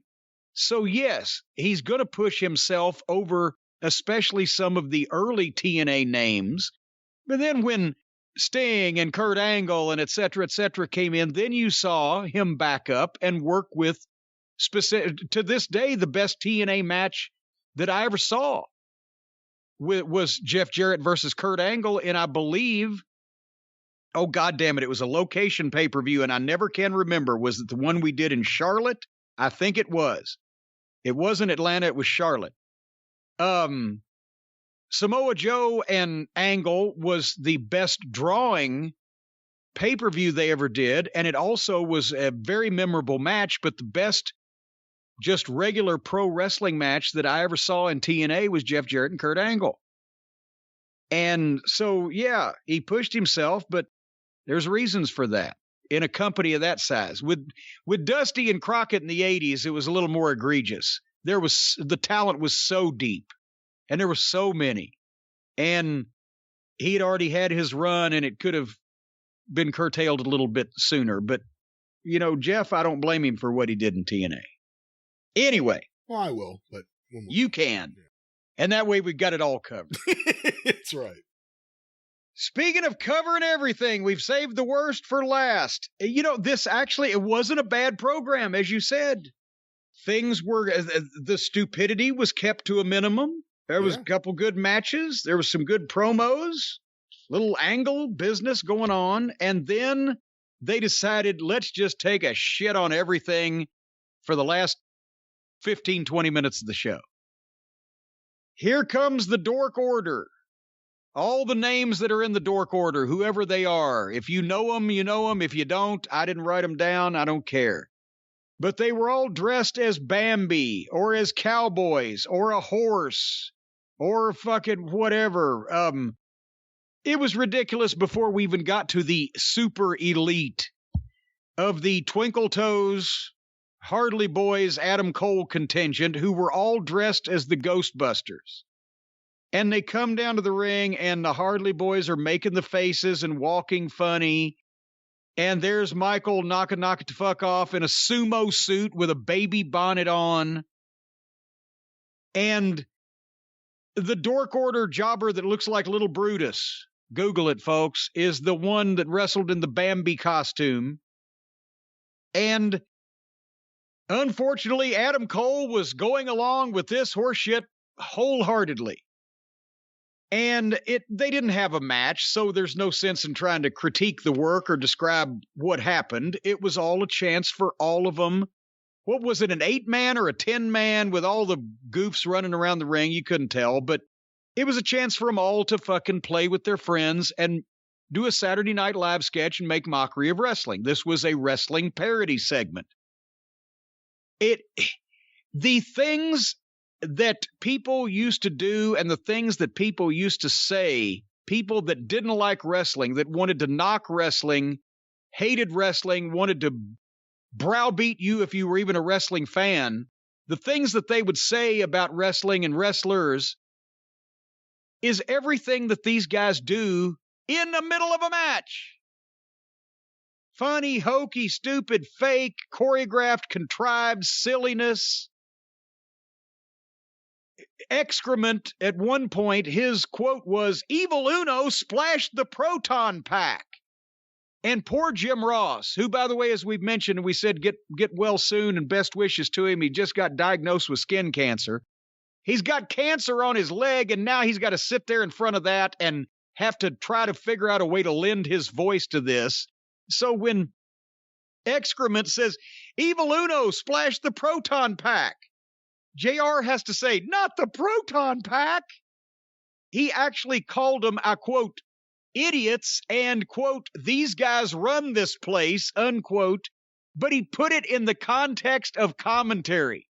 So he could actually say what he really thought about these fucking jackoffs that he was having to suffer the presence of and still made it fit the commentary.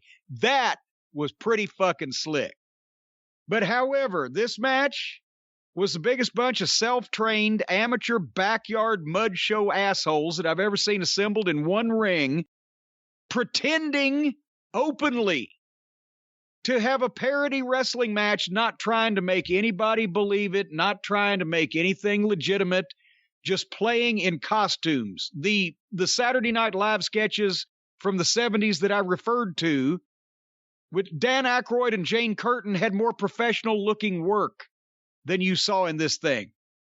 And in 5 years, when they do the rise and fall of AEW documentary on the cock, the question is going to be, how did a company with national cable television, a billionaire backer, CM Punk, Bryan Danielson on the roster, Jim Ross, the voice of wrestling, on the microphone, how did that company fail?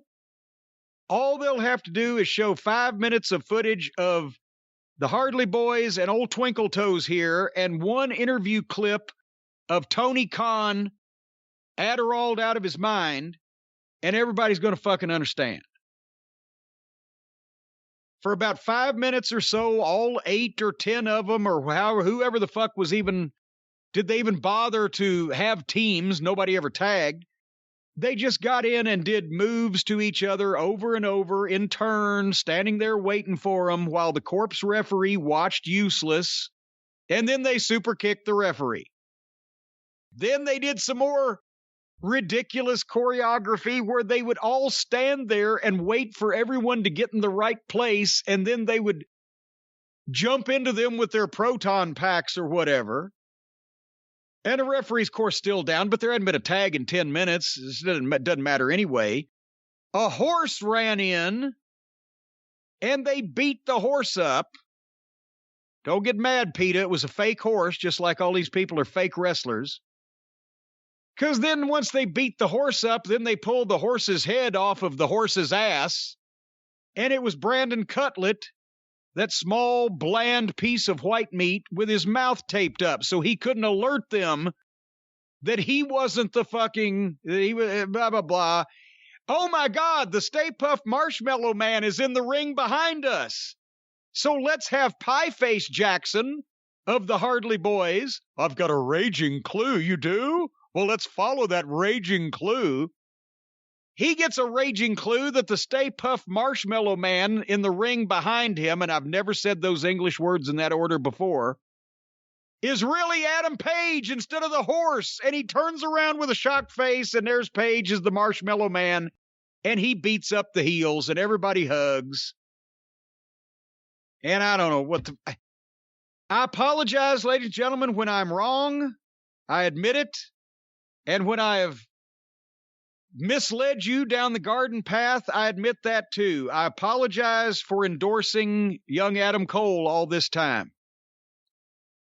It's worse because the Hardley Boys and Twinkle Toes can't do this stuff right. They're not believable. They're not as believable a promo as Adam Cole. None of their work is as believable as Adam Cole. They can't do it right, so they do it this way. But Cole can talk, and he can work, and he's worked for a professional company, and he knows how to put a match together. So now apparently he's just doing this to jack off because it's easier and fun for him and his buddies. So I apologize for my banner carrying for Adam Cole now. Remember, at least it took 10 years for me to be disappointed. Remember, I liked Mance Warner the first time I saw him, and 3 months after I saw him for the very first time, he's on the internet wrestling the Invisible Man. So that wasn't a big letdown. I had to apologize for that, but it wasn't a big... But I've been promoing Adam Cole for 10 years. Since I saw him when he was 19 or 20, I told Delirious, that's a smart, mature kid. Listen to the way he cuts a promo already. Look at his work. He's going to be a star. I thought he had his shit together. He was the most serious guy in NXT, the one you always wanted to hear talk, the one you wanted to see what the fuck was going to happen with the matches. 3 weeks in this fucking lunatic asylum, and he's having parody matches with jobbers dressed as a Ghostbuster and just jacking off. I apologize to everybody And Adam, if you hear this, I apologize. I'm sorry. We had a nice run. But I honestly thought you were more professional than this. I never dreamed that this you could have put a list of 20 or 30 guys up, and whoever it was, if you said, Cornette, which one of these is least likely to go be a fucking jack-off comedy wrestler with a bunch of idiots instead of showing his talent, I would have put Adam Cole at the bottom of that list. I see I was wrong, and I apologize. He hangs out with a bad crowd. Well, but that's why I wouldn't have put him at the bottom of the list. This doesn't surprise me. Just like the question was asked in the movie The Bad Seed. Was it heredity or environment? And I'm sorry, but you can pick the people you hang out with. And these are not the ones he ought to be hanging out with. So I will probably watch Adam Cole's single matches if he ever has any again, especially if it's against somebody else I want to see, but I'm done. I've had enough of if they can fucking trash Adam Cole, they can trash anybody. 3 weeks and he's a fucking outlaw jack off. What's next week? Is he going to take a bump for an invisible hand grenade next week? So no more of these multi-man matches with Adam Cole. The only reason I've suffered through the Hardley Boys and Twinkle Toes of the past few weeks to begin with was to see Adam Cole. I will not make that sacrifice again. You know, they say never meet your heroes. Yeah. Don't keep track of your proteges either. This match made me miss the seriousness of Orange Cassidy. This was just embarrassing. And look, you know, I'm a little more lenient than you when it comes to funny stuff or just warm-hearted stuff around wrestling. Even when it makes no sense, I'm a little more lenient than you. There was nothing that I could think of in my head that could have justified this main event. It was one of those matches that you see, that I see. Again, everyone's different. That I'm embarrassed to be a wrestling fan. If someone who I knew from outside of wrestling, who I knew from business, or someone I run into it from town, or someone from the kid's school, if they said, hey, you know, I watched that wrestling the other night. You talk about that show? I would be embarrassed. It was awful. And again, I like stupid humor, and I like the Ghostbusters. I like a lot of the things referenced here. It's just they can't do it. It comes across as just silly, and their humor is always stupid. And they're like Jericho. Everything's about the cheap pop.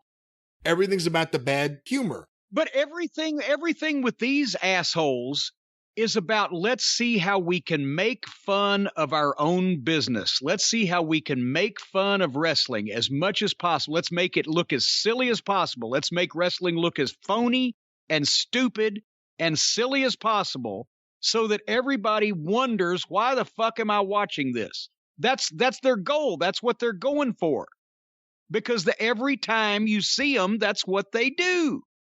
Let's make fun of our own business. Let's make sure that everybody knows that we're taking none of this seriously and it's all a fucking joke. And I have been warned against wishing death upon people on the internet, so I will merely say that I wish that they would all be placed in a meat grinder and ground down to small, insignificant little meat capsules that can then be distributed to various wild animals around the area. Well, as long as you're helping the animals, I think some people. As long as we're helping the animals. See, there's a silver lining in that. You know, there was a lot of planning, obviously, that went into this, from getting the outfits to coming up with all these intricate spots in the middle of the match. A lot of planning, which means Tony Khan okayed this thing multiple times on the way to get here. And when you think of the time that they could have spent actually trying to do something to make a good program instead of take the piss out of the wrestling business. I don't know what.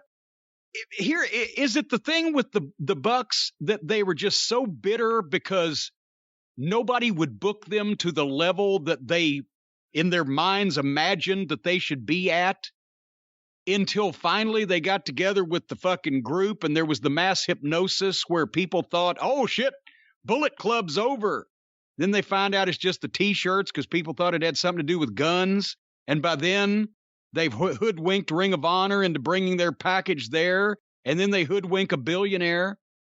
Are they now trying to get even with wrestling in general and with all the wrestlers that were more talented than they were by saying, we're going to make this shit look as silly and stupid and phony as possible and make everybody laugh at it, and they'll all be laughing with us instead of at us like they used to when we tried to wrestle, and when Harpo made his butt plug just fell out faces and people would laugh. Well, now we're really going to make them laugh, but we're going to make them laugh at wrestling and good wrestlers.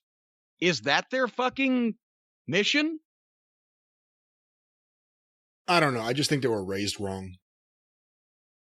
Well, we know about that crackpot conservative family they come from, but it's anyway. It's not good. I mean, the thing to me is it's just not good. Even if you like the Bucks matches or Omega matches, and I like Omega a lot more than I like the Bucks. This brand of I guess I should say this off brand of humor sucks. And it wasn't the thing in wrestling until Vince McMahon where Halloween meant you had to do stupid shit on your show, where you had to dress in costumes and do dumb shit. I don't remember lots of wrestling shows with that ever. So I don't know. Remember Vince started in the late 80s with the Halloween thing and the costumes. And well, even though it wasn't Halloween at WrestleMania because it was Caesar's Palace, JR had to wear the toga. Yeah. And then Halloween Havoc came up with WCW. I think the first one was in 89. Yeah. And by 1990, they had makeup for Paul Lee, and they went pumpkins around and all sorts of things. I was about to say, by 1990, we went to Chicago. Paul Lee got the Dracula makeup. Paul Lee loved to stand in line at the makeup chair. They would try to get me to put makeup on. When I was announcing, I'd go, fuck you. I don't want that shit on my face. They know what I look like, and it ain't going to change now. And every once in a while, I'd let them put some powder on me so they could be done with it, and then I'd wipe it off. But Paulie loved the makeup, and I guess I understand why, because look at him now. But he was the vampire that night, and I think Missy Hyatt was a witch, and that's where Ole wanted the Southern boys to put the pumpkin on my head. Was Shivani the Phantom of the Opera? Or am I Shivani was the wrong? Phantom of the... what? No, JR was the Phantom of the Opera. That's right. JR was the Phantom of the Opera. And, and I had the verbal ability, by the way, say this may be Halloween Havoc, but I ain't going to fucking let the baby faces put a pumpkin on my head and run around like a jack-o'-lantern with a pumpkin on my head, Ole, because that's too funny and silly.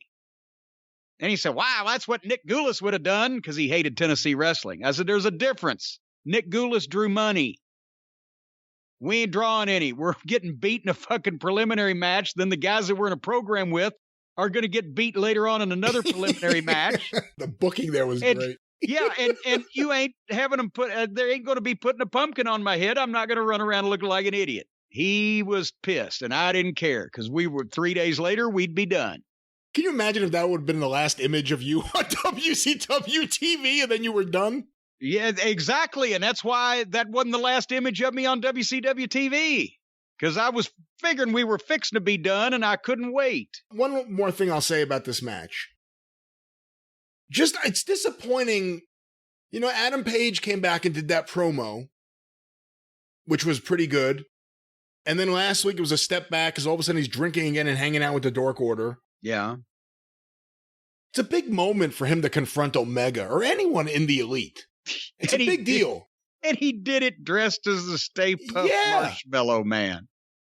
So, and here's the thing for the footage of the package. That's what I'm thinking. That's exactly what I was thinking. For the footage of the package. Well, here's the number one contender, the top babyface in AEW, beating Twinkle Toes or whatever the fuck. And he's also dressed as the Stay Puft Marshmallow Man. In 3 years, people are going to look at that and go, what the fuck was going on? If it's available for viewing in 3 years.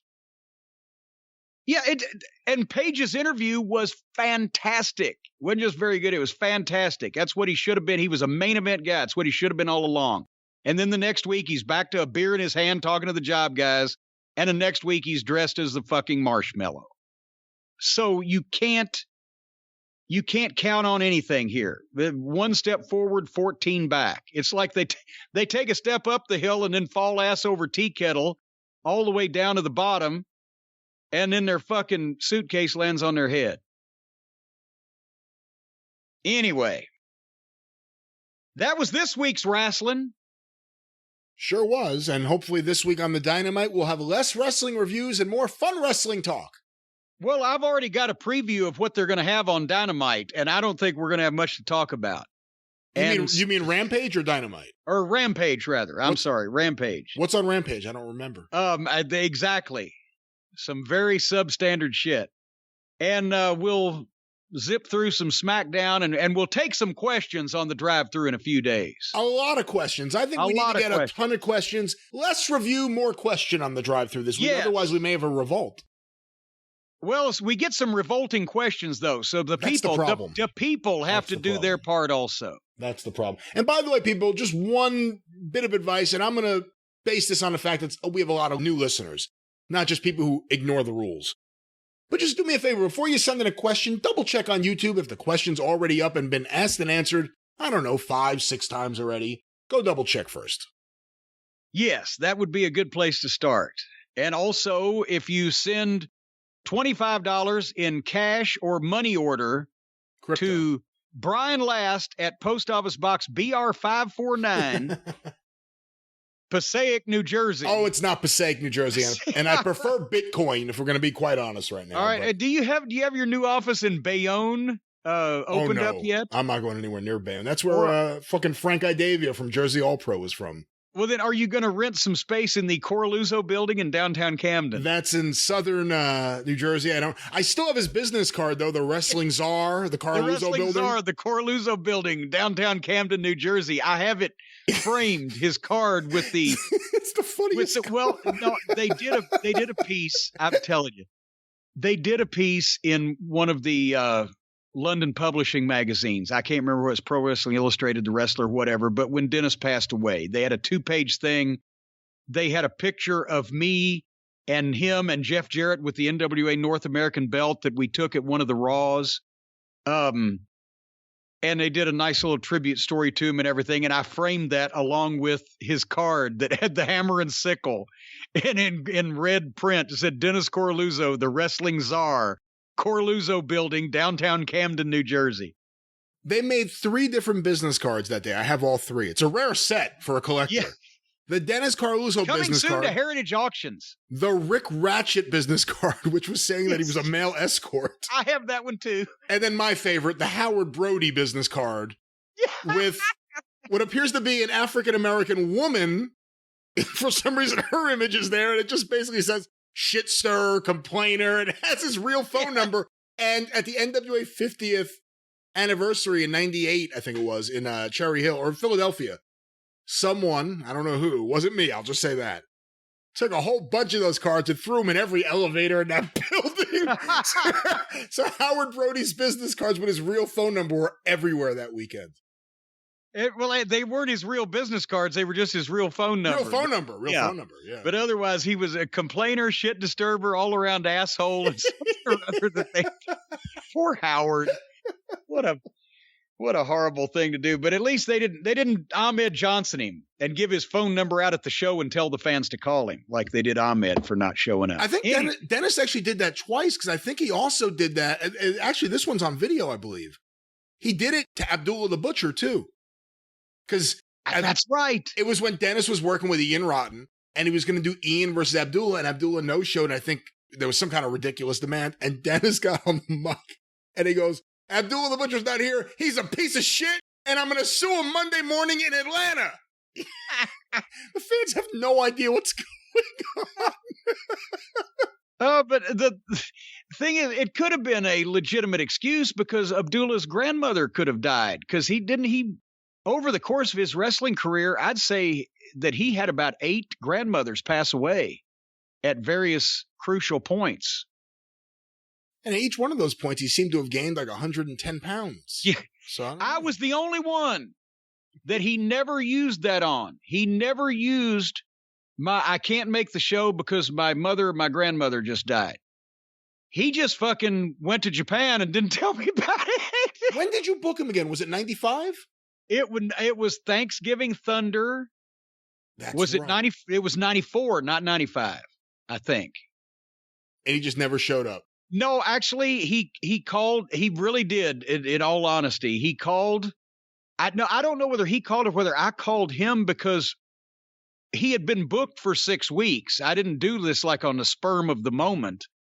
So somewhere back in early October, I'd got this set up, and then we shot the TV and did the video. It'd be Abdullah the Butcher against Bullet Bob Armstrong, trying to get rid of Bullet. And then I called Abby the week before, and he's, "Oh, brother, I've got to go to Japan tomorrow." "What?" "Yeah, it just came up last minute."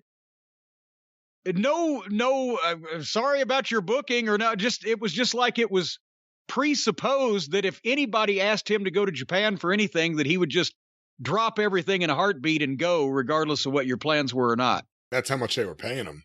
Well, this was 1994. They weren't paying that, but he might have been wrestling, or he was still at All Japan. He was still at All Japan in 94. Was that All Japan, or was that when he did the independent fucking shows? In 94, I think he was still with All Japan. I could be wrong. Well, nevertheless, I said, "Well, thanks a lot." And I immediately crossed him off the list of ever, because fool me once, shame on you. Fool me twice, shame on me. And it wasn't any kind of legitimate reason. That's why you never saw Abdullah the Butcher booked back into Smoky Mountain. You only had problems with Georgia guys. Chris Walker, Jake Roberts, Billy Black, Abdullah the Butcher. I should have just completely, if a wrestler lived or was born in the state of Georgia, I should have automatically put them on the do not fly list, because everybody else was fine. Must have been something in the water down there. Well, WCW had poisoned everybody by that point. Have we poisoned everybody by this point? Oh, I think so. Okay, well, folks, if you're sick enough right now, we'll let you go so you can go and puke and feel better. But we'll be back with more vomit and diarrhea-inducing programming. Diarrhea-inducing programming, or diarrhea-inducing programming on the drive-through and stuff next week and beyond. Say goodnight, Brian. Good night, Brian. Thank you, everybody. Fuck you. Bye-bye.